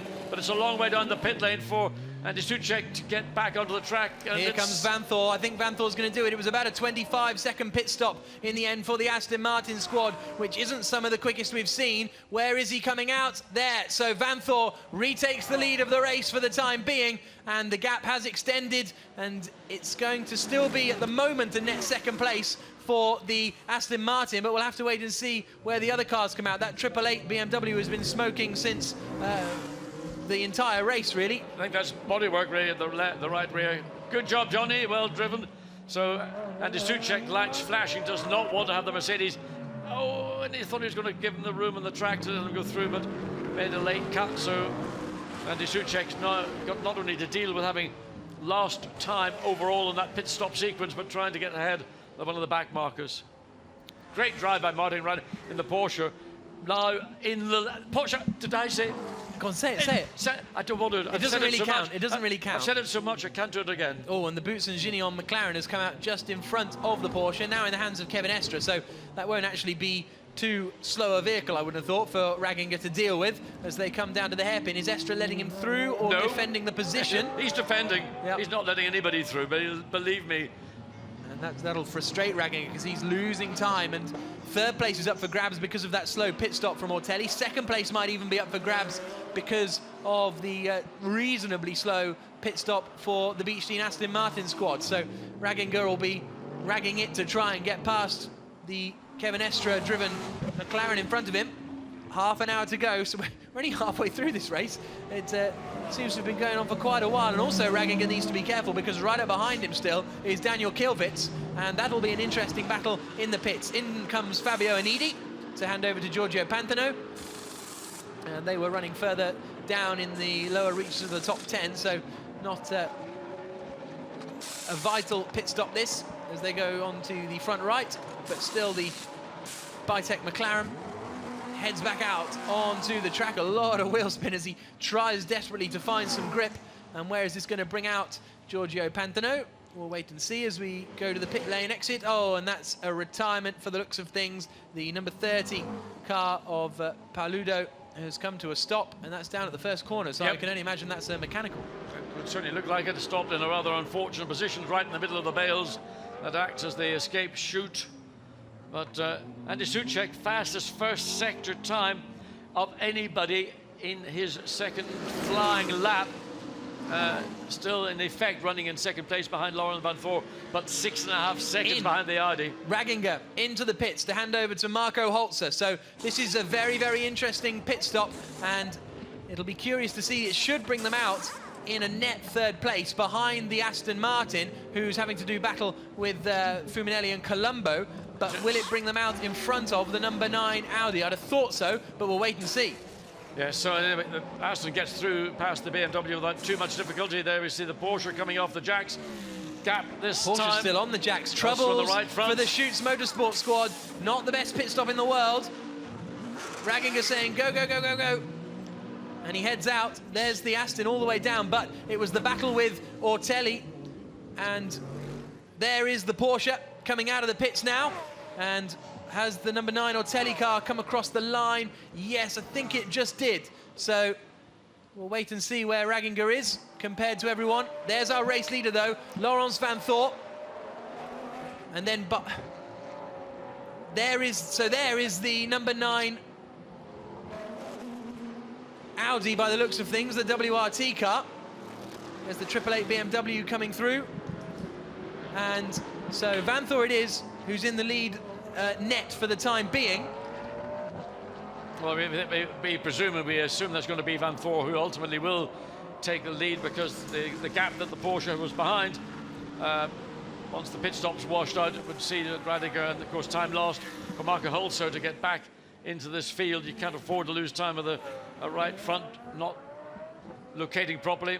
Andy Soucek, and behind him. So that is the number 4 Vincent Abril and Mateusz Lasowski car. And now into the pits comes Daniel Kilvitz then. He is handing over to his teammate in that 110 Callaway Corvette of Andreas Wirth. If they can get a quicker pit stop here, they should be able to leapfrog that Porsche that had the slow stop. So we'll wait and see how that transpires. Up into the chicane there came the number 9 Stefan Ortelli Audi. There he is. We've got him, and he is then up into third place still, despite that slow pit stop. He has managed to hold on, but where's Kilvitz going to come out? He's going to come out behind the Porsche. So through comes Marco Holzer. That's a net 4th position then for Marco Holzer, although Markus Winkelhock actually is up there as well in the Audi. So Phoenix have done a great turnaround, and I think Markus Winkelhock is up into 4th position. We haven't seen him yet, but we'll try and pick up that Phoenix Audi and find out where he is on the circuit, because it looks, according to the timing screens, as though he's managed to get into 4th place. And not only that, he's done the fastest sector of all in Sector 2. So Markus Winkelhock, last lap, 130. There he is, coming through there. So we just saw flying. Winkelhock disappear through, and that means he's in 4th position. There he is. We've found him, and he's closing in on Stefan Ortelli for 3rd place. Well, fastest first sector of anyone for the 16 car of Frederic Vervisch in 7th place in the Boots and Gignon McLaren. So we'll give you a rundown as all the cars have completed their pit stops now. Laurens Vanthoor leads the way in the WRT Audi. Andy Soucek 2nd in the Beechstein Aston Martin. 3rd is Stefan Ortelli in the WRT Audi. 4th is that man there, Markus Winkelhock in the Phoenix Racing Audi. 5th is Marco Holzer. 6th is Daniel Kilvitz. 7th is the Boots and Gignon McLaren of Frederic Vervisch. There's a happy Nicky Mermel up for a change. Yeah, we got it, Nicky.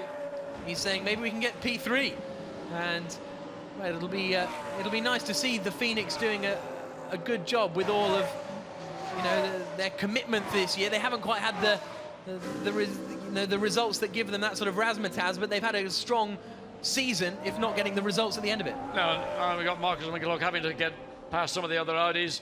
14.7 seconds. Winkelhock is behind Stefan Ortelli. It's a big ask with, 24 minutes of the race remaining. The team manager of car 13 has been asked to go to the race control, and that is of the Zach Speed car, which was involved in that incident with the Brazilian BMW that we saw earlier on. So now this is going to be an interesting battle as Markus Winkelhock attempts to close in on Stefan Ortelli in the battle over 3rd place. Here coming out is the 2nd place Aston Martin. No, sorry, that's the GT Racing Vasiliev car. And then we've got this battle over 3rd. Stefan Ortelli ahead of the Phoenix Audi of Markus Winkelhock. Then it's the back-marking number 4 car of Mateusz Lasowski, who's still running 4th in class and still looking set to win the Silver Cup for he and Vincent Abril. Lawrence Van Voor's responding to any pressure he might have felt from Andy Soucek. First driver in this race to dip below a 1 minute 30-second lap. There is our race leader, 1 minute 29.595, and he's just, well, doing what we know Lawrence Van Voor can do, just drive away, especially when he's in the lead of a race from the rest of the field. Yep, absolutely. He's got a 7.8 second advantage, and if things stay how they are, he will be the overall Blancpain GT champion of 2014. And fingers crossed for Cesar Ramos has been a really good, in the last number of races in particular, driving partner to Laurent Van Voor. He's really done a strong job for a young guy who's learning this craft against one of the best in the world. And can Van Voor and Ramos win in the main race for the first time this season? They've won 4 qualifying races, had 3 pole positions, but have never won the main race in the Blancpain Sprint Series. Second place for Andy Soucek, fastest first sector of anyone, but he and Van Voor are so evenly matched. If they were nose to tail, it would be a great fight. When there's 8 seconds between them, there's not a huge amount that can be done. And coming up to traffic now is Stefan Ortelli, so that could be the chance that Marcus Winkelhock needs to try and get past. Because look at this queue, it's all behind Fuminelli, Osborne and Marco Asma. Well, Marco Asma's got past both of them, so he's up into 7th place. Then it's Fuminelli and Joe Osborne. They're doing battle over 2nd place in the Silver Cup, and there is a rotation. And down to turn 1. Yep, that's for the 110 car of Kielwitz and Wirth. So they were running very high up in the field. They were up in 5th place. They'd come out in front of the Porsche of Marco Holzer, so they've now dropped well down the field. Flashing through. 61, Alvaro Parent, right up behind the back of Ricardo Sperrifico. There's battles everywhere, aren't there? It's really intense out there on the streets of Baku as Alvaro Parent tries to get past Sperrifico and Dusseldorp, and that would ultimately give him a 12th position. With 22 minutes to go, there is the Corvette being retired. What a shame for that car. They'd done so well to be running strongly, but it looks like it's game over for Callaway. And good to have them here this weekend. These are 2 strong cars. And that rumble from the Detroit V8s is a treat. Soucek still fastest first sector time by a 1,000th of a second. Gap 7.5 seconds. But this is the battle now for 3rd place. Stefan Ortelli under pressure from Marcus Winkelhock, and Ortelli is not the easiest person to pass. He's gone defensive up into turn 7. Not a place where 2 competitive cars would try to pass, but just showing intent from Ortelli. I'm not giving it up. Car 13 has been given a drive-through penalty, the Zach Speed Mercedes, after Alan Day spun around that Brazilian BMW car. Here are the point standings at the moment, and this is the prediction, and that would mean that Van Voor would win by 10 points over Maximilian Buch. Buch, nothing he can do about it, he's out of the race. Ortelli moves to the inside to pass the BMW of Fuminelli and Colombo, and Marcus Winkelhock stays with him, so that was good work from the BMW to get out of the way there. Let's see what happens when they come up on the back of the 888 BMW in a couple of moments' time. Of course, Ortelli very late on his brakes, not giving any opportunity whatsoever to Marcus Winkelhock down into turn 10. Flat out now through this long, increasing speed, turn 13. Still no opportunity for Marcus Winkelhock down into turns 1 and 2, but you just sense it's not if, but more when. How difficult is it? So the 888 car's just received a blue flag saying, you've got to let these people through, but how, look at that, Winkelhock going all the way around in the back of Ortelli. Ortelli must be getting dizzy looking in his mirrors at that. I mean, all you're trying to do is cause distraction, cause the driver to look one way, not then the other way. So he will, as Ortelli is having to do, they're gauging where they're going to come up against the BMW, and they want to try and do it in a place where you can either gain an advantage or not lose ground. And up into turn 7, I don't think Ortelli's going to do something up the inside. He wasn't far enough up. It's Joe Osborne. You've now got Winkelhock right on the tail of the BMW, of the Audi, of Ortelli. A possibility for Winkelhock to try and make a manoeuvre at the same point that Ortelli's trying to get past the BMW. So let's see what Joe Osborne does here in the 888 car. Will he stick to the outside and let Ortelli through on the inside line? Ortelli shows his nose, gets on the brakes. Winkelhock thinks about following through. He does follow through, goes in deep. They both go in very deep, but they're both through. So Winkelhock is going to have his work cut out here. Great to see Phoenix matching and Nicky Vermelnov well, I'm getting not a little surprised stressed. you're blowing your cheeks, Nicky, because he was Winkelhock knew what he wanted to do. He needed another 10 paces just to be in a position to put his Audi alongside that of Ortelli's. Again, comes out early to show the white Phoenix Audi in the mirrors of the WRT coloured car. So good battle between these two established GT stars. There's confirmation of the drive-through penalty for car 13. Up at the front, Andy Soucek has chipped the gap down to 6.9 seconds, but Vanthor is just holding his own up in the lead of the race. He's about 0.3 of a second slower a lap than Andy Soucek, but nothing too dramatic. And there is a slow-moving Mateusz Lasowski. So has that number 4 Audi run into troubles? If it doesn't finish the race, then there's a chance Fuminelli can win the Silver Cup, but they're only 3rd in class at the moment and not looking likely to do that. Up to the left-hander again comes Stefan Ortelli. Even when there's not traffic, he's got Winkelhock right there. Yeah, and this is going to be a tough last 18 minutes or so for Stefan Ortelli.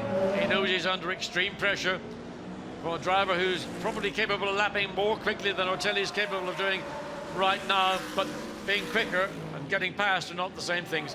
Right out to the outside of turn 9 and the run down into turn 10. Winkelhock goes wide, tried to make the cut back. Ortelli having to, well, he's held it really tight, cleverly. Ortelli held the car really, really tight.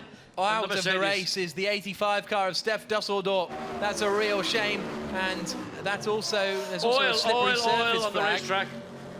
I think oil flag being shown. Either that or it's begun to rain, but there must be fluid of some description on the racetrack up at the turns 11 and 12. That's the chicane. So Marcus Winkelhock, after going in too deep at the hairpin, has lost an awful lot of time. He's now 1.7 seconds behind Stefan Ortelli. That has not worked out particularly strongly there, has it?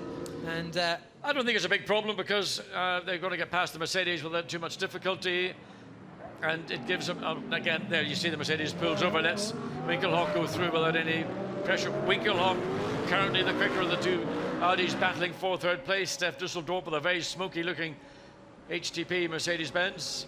Yeah, and that's Eastman. And Yeah. okay, so that's what's dropping oil. How difficult is it when you arrive? Maybe that's why Winkelhock went wide at the hairpin. What's it like when you get to a corner and suddenly you've got no grip? You know, what the dickens is going on? You get here and I've got no grip all of a sudden. You don't want to think about it. It is awful. It is down to the hairpin bend. The oil has begun, and of course, making your way up the hill, you can maybe just see a little bit of the sheen on the racetrack where some of the oil has been dropped. It's never a comfortable moment when you're fully committed either under brakes or under cornering speed to suddenly come across a part of the racetrack that's got oil or other fluids on it. So there is our race leader, Laurens Vanthor, one of the quickest GT drivers in the world. It's superb to have him in this championship because he is absolutely stunning. You can see the oil out of the it's maybe well, that's a major engine or maybe just an oil cooler, but whatever it is, it's substantial, and it's actually coming. Well, it's not coming out of the exhaust pipe. It's actually coming. Oil's getting onto the exhaust system. So I think what it is it's an oil cooler, oil pipe related issue. Stefan Ortelli has lost 0.2 of a second to Marcus Winkelhock on that last lap. Now that Winkelhock's What's going on? Air. What's going on, Vanthor? Soucek, 3.7 seconds. Did Vanthor get caught on the oil as well? Well, he's lost a lot of time on that last lap of 34.2, which is 3 seconds slower than he would normally be. So maybe it was oil, maybe he got particularly held up by a back marker, because that's also coming into play now. But it's just 3.7 seconds between Vanthor in the lead and Soucek in the Aston Martin in 2nd place, and that's part of the street racing action. Yeah, it could be Laurens Vanthor was the first car to arrive on the scene with the lubricants, let's call it that, on the circuit. Andy Soucek might have had the benefit of a waved oil flag, yellow and red flag. The gap had been about middle 6.7, 6.8 seconds. Now virtually been halved. So through the left-hander of turn 13 comes our race leader. What's this lap time like? It is, across the line, Vanthor, 31.2. That's more like it. I wonder if it was just getting past that Mercedes perhaps on the last lap, and that's what cost Vanthor the time. 14 minutes to go. And it's Laurens Vanthor leading the way for the WRT Audi team. 2nd place for Andy Soucek in the 107. Beechstein Aston Martin, 3.6 seconds behind. 3rd place at the moment is Stefan Ortelli, but he's got Marcus Winkelhock coming back at him. The gap is 1.2 seconds now, so Winkelhock's about 0.4 of a second a lap quicker than Stefan Ortelli, but he's only got 14 minutes to go. It's one thing catching Ortelli, it's another thing passing the Monegasque. Yes, and the gap sort of grew due to the searchment with the traffic down to turn 10. Now Telly is beginning to realise the march of Marcus Winkelhock again is going to start putting him under pressure. He's had a 3 or 4 lap gap to catch his breath and decide what I can do to consolidate my current 3rd position, but 1.2 seconds as they came across the line is going to be less than that when they complete the lap. Nicky Meyer-Melnhof, he's living this race literally as if he's behind the wheel, standing in the pit lane. Winkelhock does his personal best in the first sector and takes 0.3 of a second out of Ortelli. Fantastic fight between these two Audi drivers, and both of whom very experienced with Audi and, of course, in other forms of motorsport. Ortelli, a Le Mans winner. Winkelhock, a Formula 1 race leader. And the Azerbaijanis, hopefully, are enjoying this action, as for the 2nd year in a row, we have had some very entertaining racing on the streets of Baku. Under braking for the hairpin at turn 10, 13 minutes to go. And that's getting closer and closer over 3rd place and the final podium spot, and a decent chunk of cash. There's 175,000 euros in prize money to be shared amongst the sort of top 3 finishers. So the incentive to get on the podium is reasonably high, I'd say. 13 minutes to go as they flash across the line and down to turn 1. Yeah, just down to a single second gap between 1st and 2nd. Winkelhock only taking 0.2 or just under 0.2 of a second out of the advantage of Stefano Ortelli. He's looking at the clock and thinking, I've only got 12 minutes to go. Can he defend? There's the Porsche just diving down, and Marcus Holzer in 5th place. He's a further 10 seconds down, but being challenged by the McLaren of Frédéric Verviche. So Frédéric Verviche in the Boots and Gignon McLaren looks to the inside line on the way down to the hairpin just to try and put Marco Holzer off. And as you say, this is the battle over 5th place. Giorgio Pantano is a little way behind in 7th place, and Verviche is almost getting alongside there on the exit, but not quite. The Porsche, the back end of the Porsche suddenly swung wayward. Verviche managed to almost overrun the back of the Porsche, so he had to check on the throttle, but clearly the McLaren are going to be the quicker of these 2 cars. And sticking to the back of the car through turn 7 down, the rather bumpy interconnect between the old town highways and back onto the modern 3-lane dual carriageway, or triple carriageway, I should say in this case. Out they come through turn 9, and they've got some back markers to deal with as well in a minute. It's Marco Asma and Joe Osborne who are doing battle over 13th and 14th positions, and these two squabbling over 5th and 6th are coming right up behind them now. So they'll have to keep their eyes peeled as the cars arrive behind them.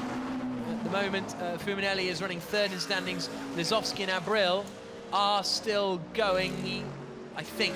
We'll keep an eye out on that one. Kevin Estra might be out of this race, but it doesn't matter because Fuminelli and Colombo aren't winning the class. So things looking good in the Silver Cup for Lizowski and Abril, but here's the battle over 3rd. So we've got nose to tail over 3rd, we've got nose to tail over 5th as well. There is Abril and Lizowski still out on circuit, so that answers my question, and the lead at the race is down to 2.7 seconds. Again, Andy Soucek driving the wheels off the beach team. Aston Martin has managed to close the gap fractionally to Lawrence Van Thorn. Van Thorn not under pressure per se, and he doesn't really have to do an awful lot more. If he finishes 1st or 2nd, he can still walk away with the joint championship cup. So this is nose to tail for 3rd place. Stefan Ortelli against Marcus Winkelhock. Look how close they are as they flash out. Nicky Meyer-Melnhof, I don't know why he does this. He doesn't seem to enjoy it, does he? Well, as he they flash through turn 9. Through agonies, but watch, good chance for Winkelhock this time. He's got a good run. Whoa, and it didn't so clip close the wall. to the wall. I think he might have just smacked the wall with the right rear or left rear of the car. Gets alongside again. Watch Ortelli. He's going to hug the inside of the curb, not offering up any chance. This time he does. Ortelli loses Brings the back end out, and it's through. Goes Winkelhock. Winkelhock up into 3rd place. Nicky Meyer-Melnhof will hug anyone at this moment, and he picks the mechanic standing next to him because he and the Phoenix team are up into 3rd position with 10 minutes to go. Ortelli tried to hold it on the apex, but as soon as he went offline, back end was nowhere. Not just that, he was very tight holding it as he did previous laps, but what he also did was get on the power that little bit too aggressively, which broke traction at the rear of the car, and that was a gift for Marcus Winkelhock. He must have said, thank you, my mate. That was what I wanted to do. That's what pressure's all about. There is reasonable disappointment in the WRT garage, but their main focus is on Lawrence Van Thorn winning this race, winning them the team's championship, winning himself the overall Blancpain GT title. He's just gone 0.4 of a second quicker than Soucek on that last lap. Let's have a look at the replay. Look how close he was there. I don't know how close he was to the barrier on the left side, but he got the run. It all began in the exit of turn 8. That's where he did all the good work. Otelli again holding the inside line, trying, but watch, he puts the power on, the back end swings out, but already Winkelhock had made the cut back and had positioned himself. He worked that out probably about 4 corners before he got to turn 10. So maybe Melnhoff can relax now as he watches Markus Winkelhock 21 seconds behind Andy Soucek in second place, so that battle is pretty much over. Again, the gap remains around 3 seconds for the lead of the race. It's 2.9 to be precise.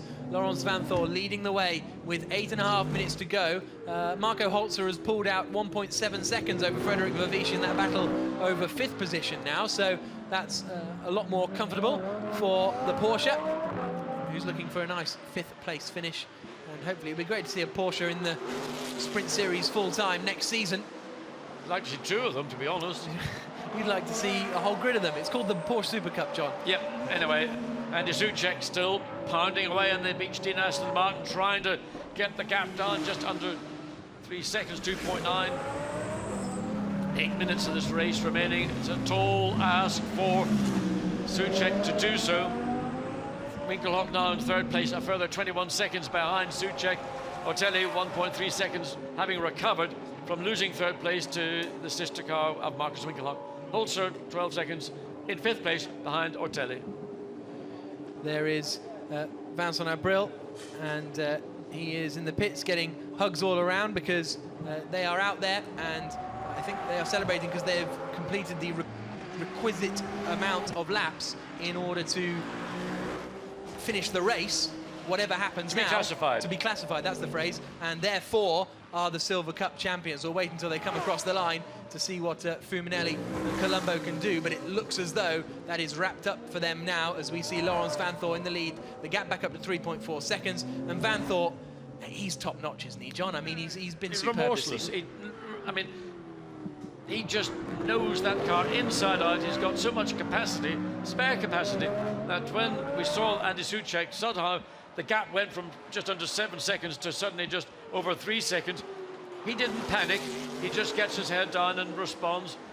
And he is the epitome of the totally professional race driver that you would want in your car to make a winning team. Absolutely. He comes up towards the 90-degree left-hander of turn 7 that brings him back down through the right-hander. And there is Laurens Vanthoor in the lead of the race. And there is the 2nd place Aston Martin. There is the number 4 car of Mateusz Lisowski and Vincent Abril crawling around. They haven't had a particularly strong weekend, but they have got to the point now where they're going to be classified, even though they're just cruising around, and as a result, they will finish 4th out of the 4 runners in class, but that is enough to mean they are classified, they pick up points, and they will be the champions. I mean, they're running around at 7 seconds or so off the pace of the lead cars. Clearly, they're nursing a damaged car, or a car that's got a major problem. But this is the battle. It's back on, isn't it? Place, it's half a second, just over half a second. It went up to 1.7 seconds with Marco Holzer, and then Frederik Vervisch has clawed that back on the last lap, only by a couple of tenths on that last lap. A little bit unstable on the brakes there, the Porsche. Again, we've got that trim coming off the Boutsen-Gignon McLaren.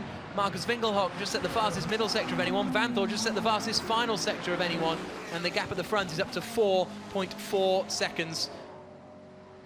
Through comes the Porsche of Holzer. And even just talking about Laurens Vanthoor, he just actually set the fastest race lap of anybody at 129.488. Not surprising on a street track. Normally these circuits pick up grip as the weekend goes on. We had a wet part of Saturday morning, so we didn't get the rubber down we hoped for. Now the track is probably at its best all week, as it's been all weekend.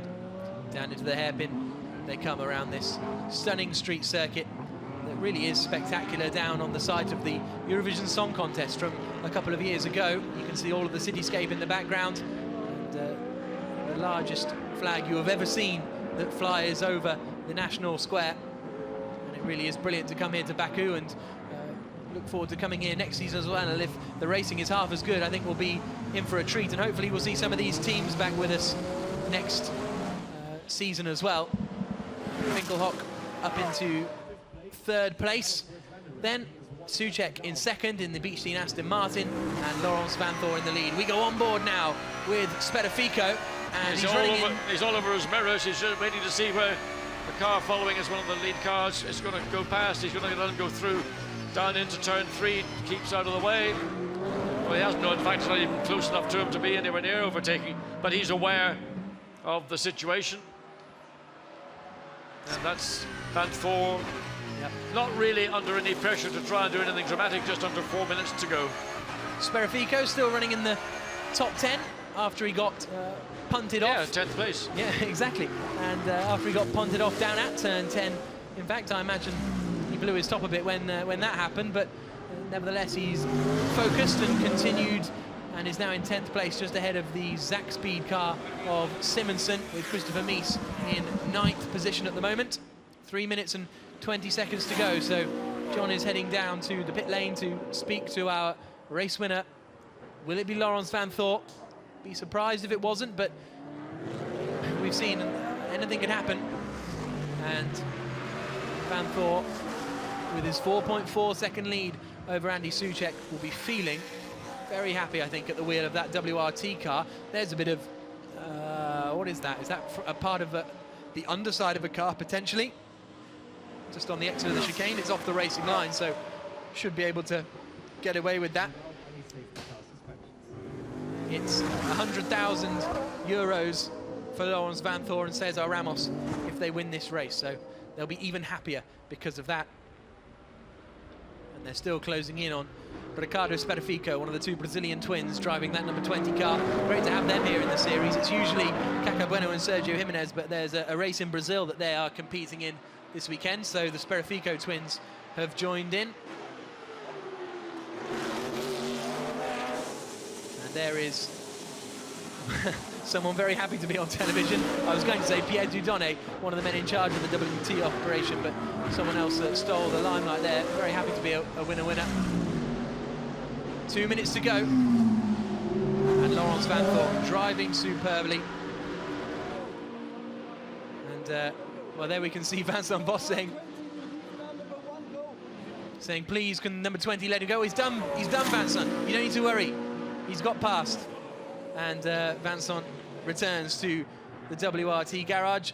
And there's always a bit of danger that with the chasing Andy Souček, that any slight mistake is going to be capitalized on with a driver like Andy Souček. And they flash through, and that piece of undercarriage has been removed from the circuit by the looks of things, so that's good work by the marshals. Final lap of the race now for Laurens Vanthoor. We go on board with Andy Souček across the first chicane. He's got the car up in front of him of Ricardo Spedifico as well. Third place is Marcus Winkelhock. Fourth is Stefan Ortelli. Fifth for Marco Holzer. Sixth for Chris van der Drift. Seventh for Pantano. Eighth is Bart. Ninth is Mies. And 10th is Spedifico.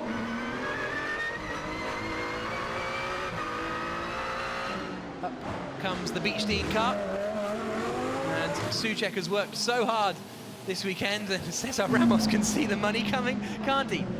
He'll be handed a very big check on the... Oh, and what a way for Kelvin van der Linde and Christopher Mies to end their race. That's Christopher Mies out of the race. It looks like there's a bonfire going on under the car, and hopefully Christopher Mies is okay. He's climbing out of the car. Looks like that's down at the final corner.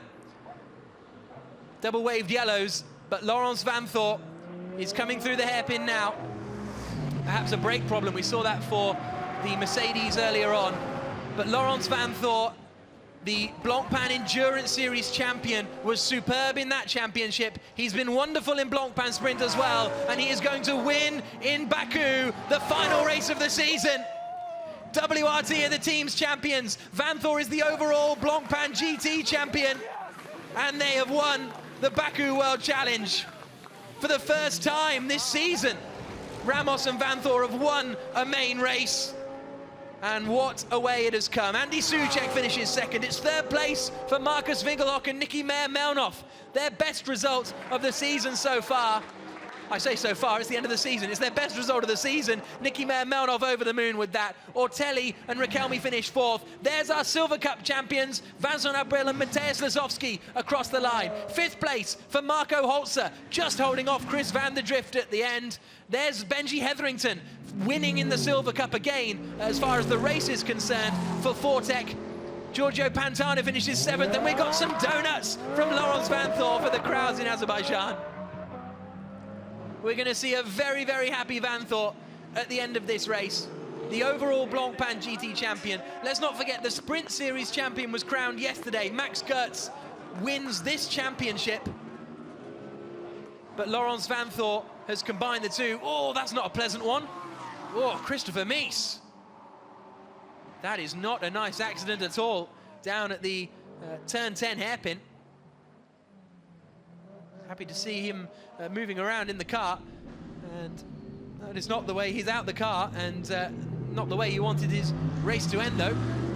But the race has ended, and the season has ended exactly how Vanthoor would have wanted. Last year, he won this championship right here in Baku with Stefan Ortelli, but he has taken victory for himself here, and there is Christopher Mies out of the car, but looked like some sort of brake failure potentially at the end of the race. We saw that for the Mercedes. That one there, in fact, no, it was the 86 Mercedes that had that problem. But there are our top two. What a race it's been. What a season it's been. Our thanks for those of you who've joined us throughout the season. It's really been a real pleasure. And there we're going to see a bit of replay of some burning rubber from Laurens Vanthoor. Has to turn the traction control off and then sends it around. Superb stuff from the Belgian and the Belgian Audi Club, Team WRT. Cesar Ramos. Yes, yes. Very happy as he waits for his teammate to return to the pits. Vanthoor, unsurprisingly, taking his time. Winding their way back, where they will speak to John Watson. Maybe that's why he's taking his time, who knows. But the Azerbaijanis making their way to the podium, and there is Cesar Ramos, the Brazilian racer. Don't kill me, mother.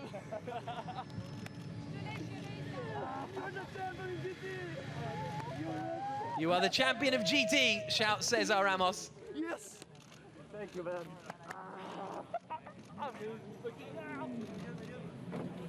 The best GT driver in the Blancpain GT Series. So say the points. High fives with Vincent Vos. And they are the team's champions as well. It was quite easy for them to win the series, for the overall GT series, but they have wrapped up the Sprint Series as well. Now let's hear from the new Blancpain GT champion, Laurens Vanthoor. Laurens Vanthoor, after the sprint race, I asked how happy you were. I don't need to ask now. Yeah, well, finally, I think we had 5 victories this year. Unfortunately, we didn't contend for the main championship, for the sprint one. But this is just the cake of the year, you know, winning the endurance championship. The team has won all the championships almost. Now we had a big prize spot. I won the overall championship, a lot of money, Caesar, so many things to be happy about. So not many words at the moment. And you can afford to buy a tent now for your Ford Mustang?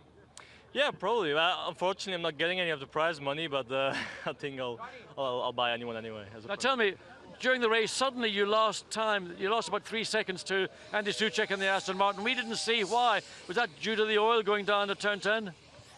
It was a very difficult situation because I knew for the championship I had to be at least 5th, so I had to come in the points. But then the team wanted to win for the prize money and everything, so it's difficult to find the balance of that. And there was a lot of oil and I had a big gap, so I said I better lift off more to be safe. And then after the oil was gone, I pushed again and made the gap a bit bigger, and then at the end I just maintained it because it would have been stupid if I made a mistake, and I just wanted to be sure that everything went well. It was a great team effort. Cesar did a stunning opening stint. Great pit stop by the WR team, and you icing on the cake, winning the championship, winning everything. Yeah, been a perfect year, a very good year. So now it's still Macau for me. I think the team had a very good year. We've been quick, we worked really well. I'm really happy with my team, and I hope we can continue like this next year. Congratulations. Laurens Vanthoor, the champion. And there you can see Cesar Ramos. Oh my goodness me! That's incredible. So Cesar Ramos winning the race. We can now hear from Andy Soucek, the man who finished second in the Aston Martin. Andy, you drove the wheels off the Aston Martin. At one point we thought maybe when the gap dropped from 6 to 3 seconds, there's a real chance. I thought as well, but I think he was controlling actually the gap, and his pace was as fast as ours. And I think he was looking at the mirror, controlling where I was. So when there was oil on the track, he was a bit too cautious. I risked a little bit more, which was enough to get closer, but then he was controlling the distance. They did a good job. I'm very pleased for Johnny as well, who drove a very good first stint. We are P2, it's not too bad. Well, Johnny, we knew you had a great stint. You stuck in behind Cesar Ramos. You never really had a chance to make a move, but you never let him get away either. No, the deal, you know, the plan was to stay as close as we could to the Audi, to the pit stop, and it worked well. But you know, credit to Audi, they had a fast car today. But great for Aston Martin Racing to turn up to this championship with this car for the first time in this championship, and yeah, to come second is good. Well done, congratulations to both of you. Thank you, John. Really good to have the Aston Martin and Beechstein themselves here in the championship. Pretty much a works entry, as it were. That is the car of the Blancpain Sprint Series champion, Maximilian Goertz. But he didn't get to finish this race after contact with René Rast, and as a result, HTP lost out on the team's championships as well. So that's a real shame for them. And there's our friend who enjoyed being on the television earlier. She's still enjoying it now. We can now hear from Marcus Winkelhock and Nicky Melnoff. There with John. Well, Marcus, that was entertaining for us. I don't know whether you enjoyed it or whether it was, I don't know, give me your feelings. Yeah, it was a nice race. I always love the city tracks between the walls, and the car was really good today, I have to say. Even last year we were always fast, and I'm absolutely happy being on the podium today. I think it's a nice final for both of us, because we had a really unlucky season this year, and I think this is a nice end for this season, absolutely. Well, the pass on into turn 10, you tried a couple of times, but this time, did you really force Stefan into that mistake, or was there something else? I tried to do that, yeah, because I could see I was struggling with the brakes there a little bit, and he as well, so I tried to push as much as possible, and then once he did a mistake, and I could use it. Nicky Melnoff, you've got to be the leader of the fan club for Marcus today, because your emotions were all over the screen. Yeah, it was fantastic. It's so difficult standing there and watching the race to the finish, especially on a track like this where you know that a little mistake you're just out of the race. And I pushed maximum and gave the car in a good position for him, and then he pushed like hell and overtook him, and then it was a long race still to the end, but I'm so happy that we finally in this season have a podium, so we well deserved it, and he did a fantastic job. A major drive for him. Well done, congratulations. I'm never sure if Nicky Melnoff speaks or drives faster. Both are pretty rapid, aren't they? As they handshake with Kelvin van der Linde, who was part of the Christopher Mies team that ended the race in the wall, unfortunately, after that issue. Here are the results after 39 laps of racing around the streets of Baku. Cesar Ramos and Laurens Vanthoor take victory, 2 seconds clear of Johnny Adam and Andy Soucek, but that was Vanthoor slowing down to take the checkered flag. Nicky Melnoff and Marcus Winkelhock complete a difficult season with a 3rd place finish. Stefan Rakelmi and Stefan Ortelli qualified on pole, finished the main race in 4th. Good run from Raginger and Holzer to finish in 5th. Van der Drift and Vervisch also doing a good job to recover into 6th place. 13th there for the 888 car. And then we get down to our many retirements, really. We lost the 15 Boots and Gignon car of Kevin Estra and Rob Bell. They had gearbox problems in the qualifying race, so maybe they reared their head as well. Down in 18th position, Philippe Salaquadra and Alvaro Perez also pitted towards the end. 17th place for Vincent Abril and Mateusz Lasowski, enough to clinch them the Silver Cup. Daniel Kilwitz and Andreas Wirth, unfortunately, having to retire after they were running very strongly in the early stages. Not the best of debuts in the Blancpain Sprint Series either, unfortunately, for Paludo in the car he shares with Mateusz Stumpf. And then 25th place for Harry Prochik and Jeroen Bleekemolen. How different things could have been for them this weekend. So that is the results after 39 laps of racing around this street circuit in Baku. overlooking, as you can see, the cityscape in the background, the flame towers up towards the left, and that's the circuit down in the bottom left. That's the run down towards turn 3. It's a spectacular place for a race, and the street circuit itself, one of the fastest street circuits around. The drivers and teams all really enjoy coming here. And this is the overall classification after 7 races in the Blancpain Sprint Series. Maximilian Goertz, champion, second place in the championship for Jeroen Bleekemolen and Harry Procik. Max Buk didn't compete in Slovakia. That's why he has slightly less points than his teammate Max Goertz. Bizarrely, top 4 in the championship didn't score a single point this weekend at the championship finale. Cesar Ramos and Laurens Vanthoor with that victory cement their place in 4th place. Enzo Ede and René Rast finish in 5th. Caca Bueno and Sergio Jimenez, who couldn't be here this weekend, end up down in 6th position, with Stefan Ortelli and Dominic Baumann completing the top 8 in the championship. There is the Crystal Hall, where the Eurovision Song Contest was held, where the festival was held here last night. And the Azerbaijanis making their way towards the podium. But first of all, we can hear from our Silver Cup winners. They are down in the pits with David Addison. Guys, Silver Cup champions, congratulations. Yeah, thanks. That was a really hard one because we just had to finish the race, but just that in itself was complicated. But yeah, we didn't start the weekend how we wanted. I smashed it in qualifying. It was my fault. And fortunately, we have an amazing team of guys which repaired the car all night, and we managed to participate to the races and at least finish. We had gearbox problems, engine problems, so many things during the race, but at least we finished and we're the champions, so that's pretty cool. Amazing season. And starting from the pit lane, was that to keep out of trouble, or was that a legacy of problems? I wasn't starting from pit lane. Vanthoor is starting from the pit lane. But anyway, the race was really tough for me because I've never driven like that. I had a huge problem with the gearbox. The gearbox was completely damaged. So I had to put gearbox mode and stay on 3rd gear, and nothing happened, just to the finish. And the Silver Cup has been a great idea this year.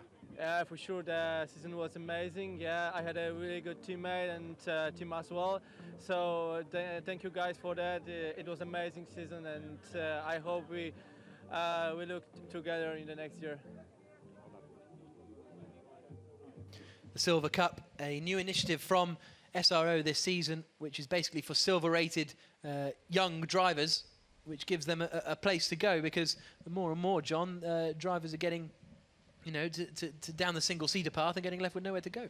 Yes, and I think competitive motorsport at any level, whether you've got a roof on your head or not, it's great to get into a top team, as these two youngsters have done with WRT, and to be able to then to deliver in return for the effort and opportunity that they've been given. And there is a career outside of this very narrow prism, if you like to say, of single-seater racing. And right now, GT3 racing globally at Blancpain Enduro, Blancpain Sprint, very healthy indeed.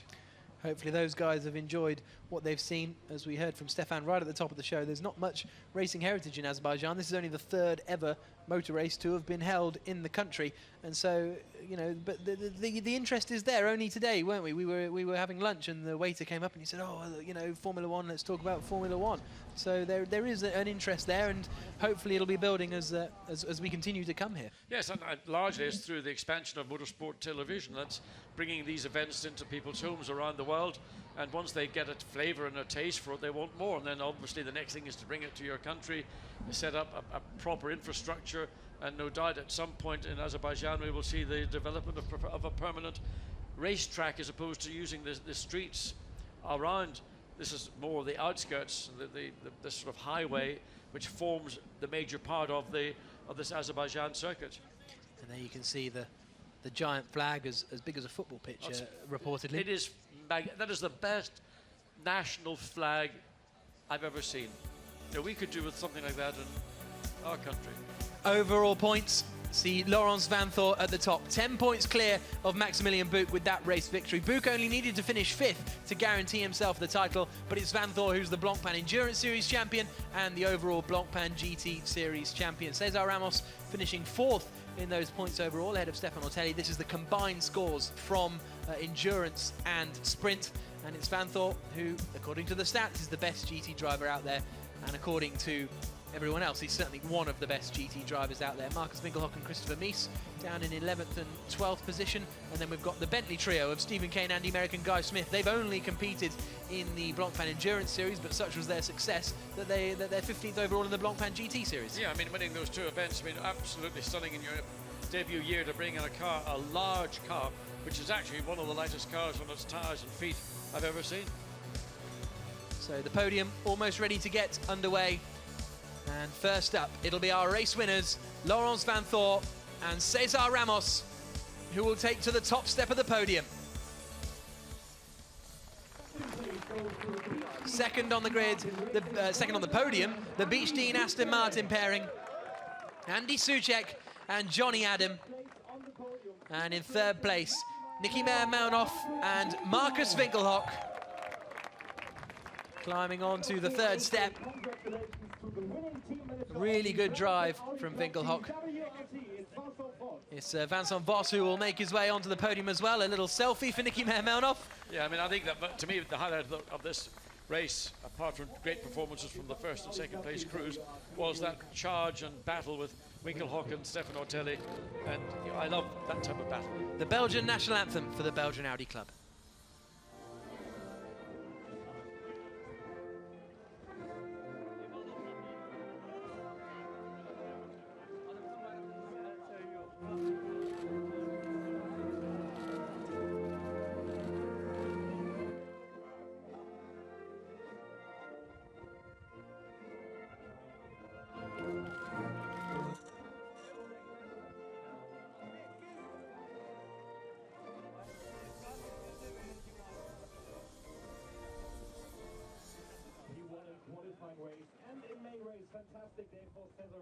Top step of the podium once again for the Belgian Audi Club, Team WRT.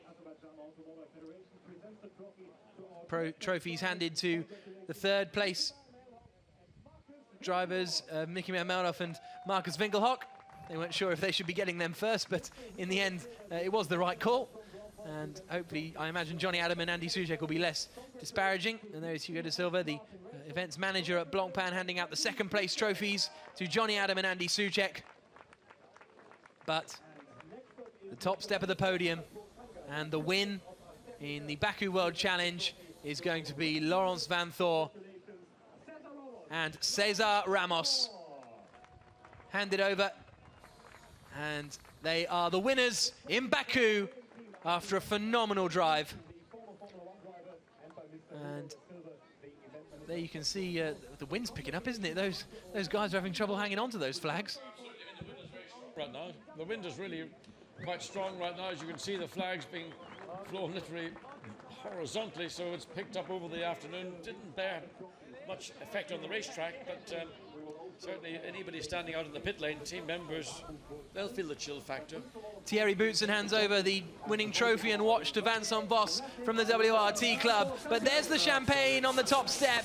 Laurens Vanthoor wins the race in Baku and wins the overall Blancpain GT Series title. Max Gertz still the champion of the Blancpain Sprint Series, but it's Vanthoor who takes victory in Baku and victory overall. Cesar Ramos, very, very happy. Did you see Vanthoor trying to run Ramos over? We saw that on the screens. Did you see it down there in the pits? Say that again? No, Ramos laid on the front of the car and then yes, Vanthoor drove at him. He sort of, either unintentionally or otherwise, slipped the clutch and the car jumped forward by a foot. But he was just on the bonnet. No, he was on the bonnet before he moved forward. I think it was just a little bit of fun between the two guys.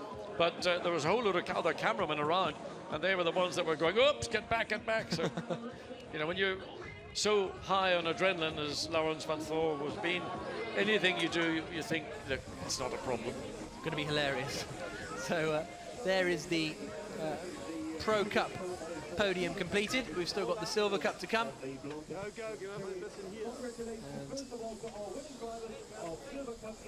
And there, first of all, onto the podium will come the Silver Cup winning drivers, Benji Hetherington and Miguel Torrell. A double win in the Silver Cup this weekend, which is great news for the Fortec team, financially as well, because there's a good amount of money to be won in the Silver Cup. Second place for Ryan Ratcliffe and Joe Osborne again. And in third place, and not quite winning the title, Stefano Colombo and David Fuminelli. You can see their disappointment with how their race went, but they did start at the back of the grid, so that was a very difficult one for them. And there we can see on the top step, the Fortec team of Benji Hetherington and Miguel Toril, the British national anthem for the Fortec squad.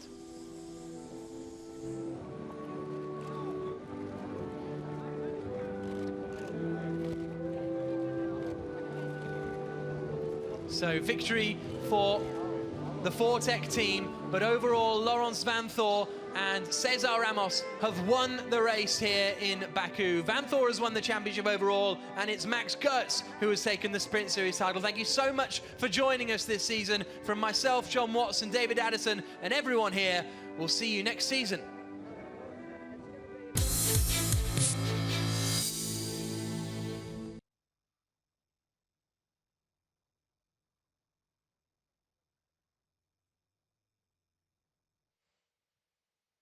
And for those of you still with us, many thanks for carrying on to watch as we continue with the podium presentations here in Azerbaijan.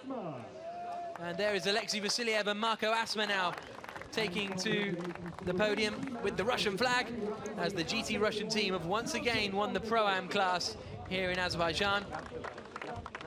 And the team manager of the GT Russian squad out there as well. And what a sight it is. There is the third place finish for David Fuminelli and Stefano Colombo for SRO Motorsport. They don't look too happy, do they, John? No, they don't. I mean, they've had victories or snatched defeat from the arms of victory in this one, and really the Fortec pairing of Miguel Toril and Benji Hetherington coming through and winning this trophy. So they are very pleased indeed, and great for Fortec, who have been sort of in and out a little bit, had two cars start of the year. One of them was heavily damaged in Nagaro. Nevertheless, great effort and encouragement for them to do more next year.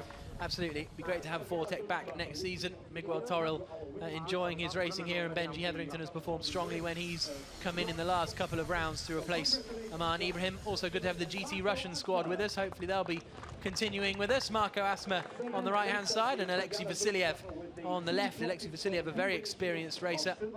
And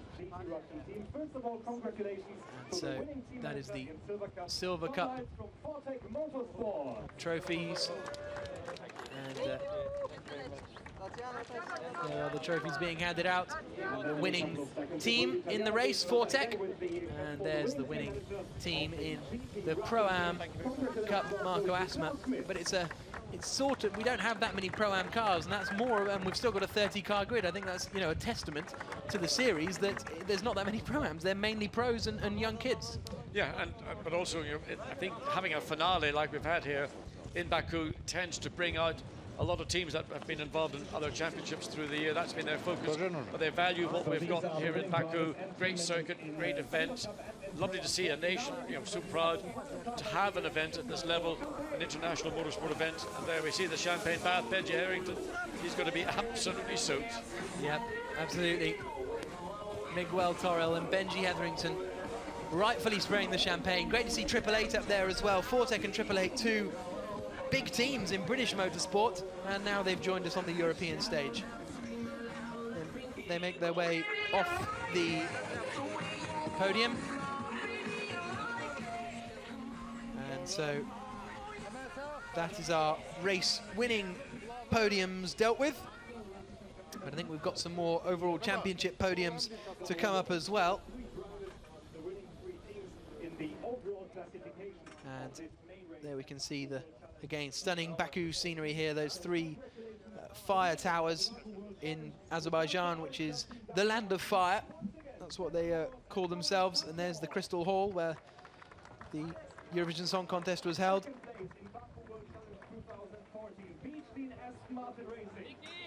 And there on the top step of the podium again is Cesar Ramos and Laurens Vanthoor.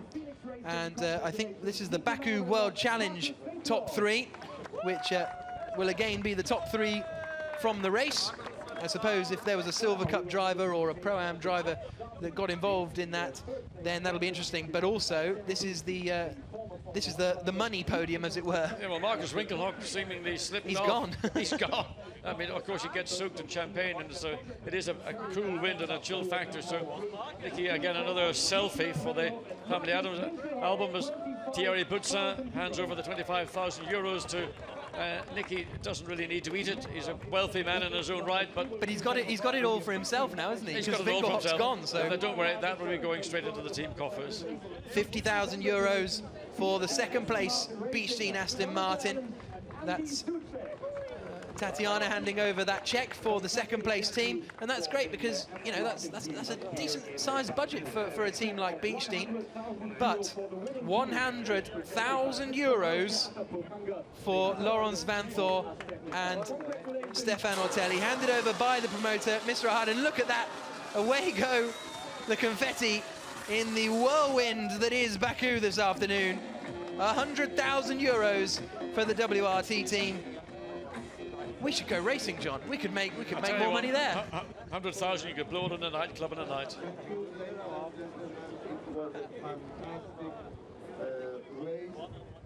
Here I would like to announce that next year, October 24th, 25th, we'll see you here all. October 24th, 25th, 2015, we'll be here.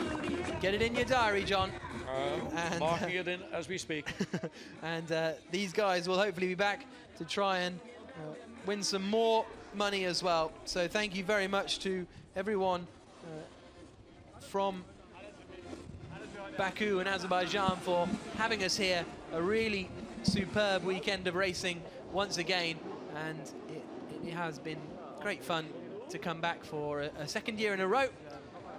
And we'll be continuing next season, and once again it'll be the final round of the Blancpain GT Series. The endurance calendar was released earlier on. The Sprint Series calendar will be released reasonably soon.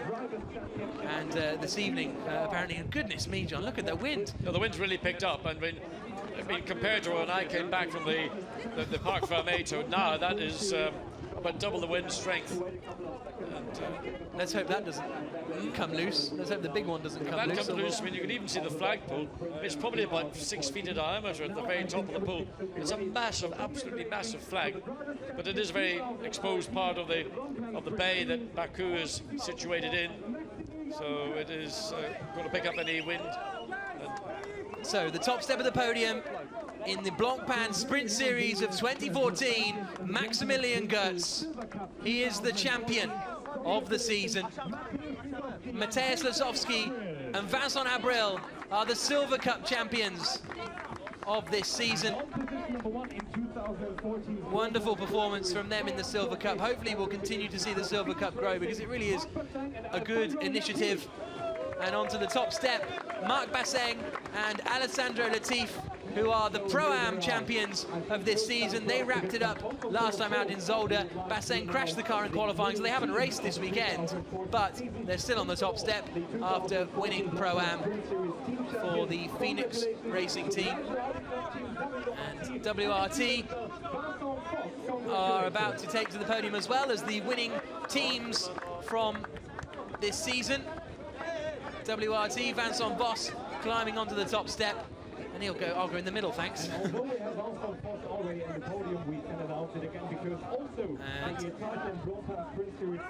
there they are on the top step of the podium, Vincent Voss. Those are our champions of the Blancpain Sprint Series season of 2014. Basseng and Latif in Pro-Am, Abril and Lasowski in Silver Cup, and Maximilian Goetz in the Pro Cup. And Phoenix Racing won the pit stop competition this season as well. There's prizes galore, aren't there? There must be a prize for the best commentary team. You would have thought somebody would have thought of that, wouldn't you? And I think you and Adders would win it. I think there is one at the minute. You and Adders would win it. So there they are on the top step of the podium, our champions of the season. And what a season it has been in Blancpain Sprint. Wonderful season, and all the way back in Nagaro in April we started, and we've had racing galore throughout, and some really great races. It's been so entertaining this year. I mean, certainly in terms of the sprint championship, the Blancpain Sprint, you've got 2 one-hour races. Really having great concept, you know, driver change in the middle, a mandatory driver tire change in the middle. It's just non-stop action. So the flag of Azerbaijan waves over the streets of Azerbaijan after a wonderful finale to the season. All that's left now is to deconstruct this track, which I'm sure will take quite a while, but for the teams and drivers, that's pretty much it. Some of the drivers have tried very hard to deconstruct it over the last 2 days. Some of the barriers have had a right hammering. But like all street tracks, they come down usually much quicker than it takes to assemble them. Alexei Vasiliev and Marco Asma going for a shot on the podium. Former British F3 champion Marco Asma. We did actually have 13 drivers enter this weekend that have won SRO championships, from FIA GT through to British GT through to British F3. So the highlights of the final race of the season: Johnny Adam almost got into the lead of the race down to the first corner, but Cesar Ramos held on to hold the lead, and up into 3rd place in the early stages went Stefan Ortelli. A bit of contact further back in the pack. This was the view on board with Sperfico into the first corner, and there was Maximilian Goetz, who made it through the first turn without too much drama. And again, we only had a couple of cars cutting the chicane. In general, everyone was very well behaved. It all got a bit slow when we got up to the hairpin. And unfortunately lost Richard Westbrook in the very, very early stages. We also then lost René Rast and Max Goetz after this incident. The two coming together on the exit of the hairpin. This was René Rast. Watch his wheel as he straightens up. He loses the back end, has to correct, and that takes him into Maxi Goetz. The fights continued as Matej Stumpf dealt with Fabio Anidi, and then René Rast earlier in the race had already got past Anidi. And then we had this spin for Sperfico as Alan Day touched the rear of the Brazil BMW and turned him around. Took a little bit of the rear wing off Alan Day's Zach Speed car as well. That was the view on board with Sperfico, and that allowed Christopher Mies and Kelvin van der Linde to make up a couple of places. We saw some great battles throughout as Sergei Afanasiev tried to make his way up the order, and then we had a bit of rubbing as Martin Raginger tried to get past Stefan Ortelli. At the pits, out came the Aston Martin, still in 2nd place, started to climb up the order, started to close in the gap on Laurens Vanthoor up in front, but there was nothing he could do. Then the battle came for 3rd position, and we also had a spin for Daniel Kielwitz's Corvette, but then we had the battle for 3rd position as Nicky Meyer-Melnhoff had handed over to Marcus Winkelhock, who then managed to drive past Stefan Ortelli. He lost time there at the hairpin, but a couple of laps later would make it through. Oil all over the front. Here was where Winkelhock made it past. Ortelli going wide, booting the rear end, back end going, but race victory for Cesar Ramos and Laurens Vanthoor, meaning Vanthoor is the overall GT Series champion, Maxi Goetz is the Blancpain Sprint Series champion, and WRT are the team's champions of 2014.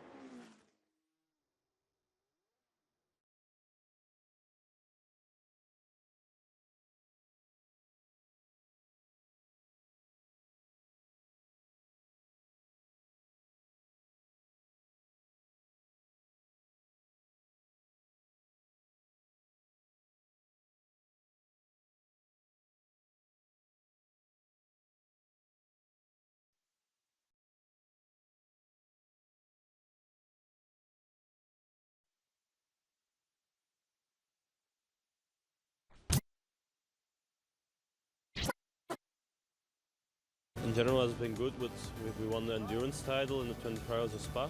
The Sprint Series has been a bit disappointing because we've had the speed all year with 3 pole positions and 3 wins on Saturday, but for some reason each time on Sunday it doesn't want to work out.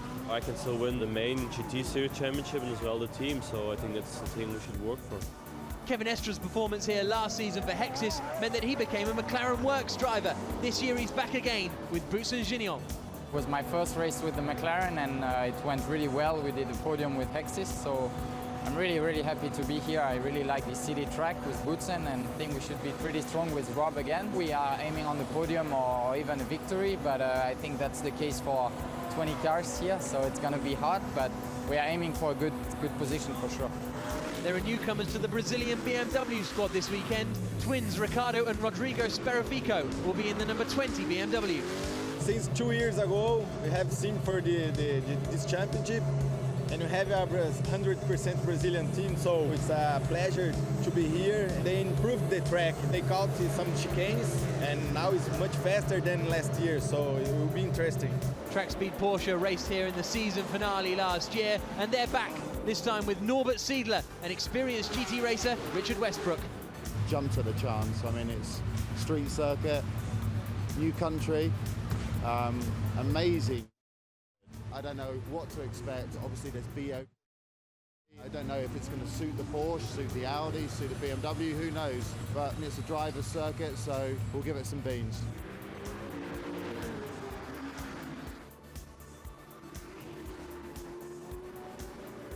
It's nice to be back here.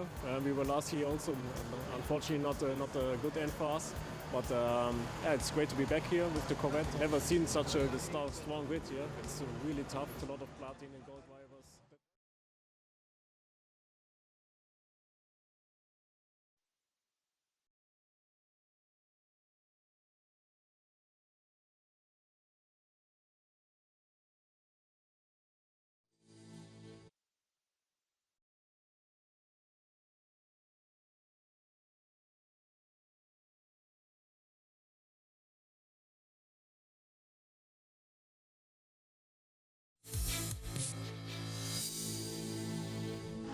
Max Buch is currently leading the overall Blancpain GT Series, but one man that can stop him in that is Laurens Vanthoor for WRT Audi. This year so far, in general, has been good. We won the endurance title in the 24 Hours of Spa.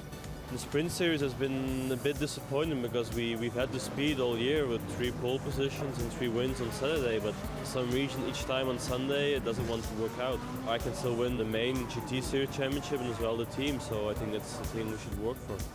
Kevin Estra's performance here last season for Hexis meant that he became a McLaren Works driver. This year he's back again with Boutsen Gignon. It was my first race with the McLaren, and it went really well. We did a podium with Hexis, so I'm really happy to be here. I really like the city track with Boutsen, and I think we should be pretty strong with Rob again. We are aiming on the podium or even a victory, but I think that's the case for 20 cars here, so it's going to be hard, but we are aiming for a good position for sure. There are newcomers to the Brazilian BMW squad this weekend. Twins Ricardo and Rodrigo Sperafico will be in the number 20 BMW. Since 2 years ago, we have seen for this championship, and we have a 100% Brazilian team, so it's a pleasure to be here. They improved the track. They caught some chicanes, and now it's much faster than last year, so it will be interesting. Track Speed Porsche raced here in the season finale last year, and they're back, this time with Norbert Siedler and experienced GT racer Richard Westbrook. Jumped at the chance. I mean, it's street circuit, new country, amazing grid. I don't know what to expect. Obviously there's BOP and GT3. I don't know if it's going to suit the Porsche, suit the Audi, suit the BMW, who knows? But it's a driver's circuit, so we'll give it some beans. The Callaway team are back with 2 Corvettes. They entered Baku last year, where it was a difficult event for Daniel Kielbitz. It's nice to be back here. We were last year also.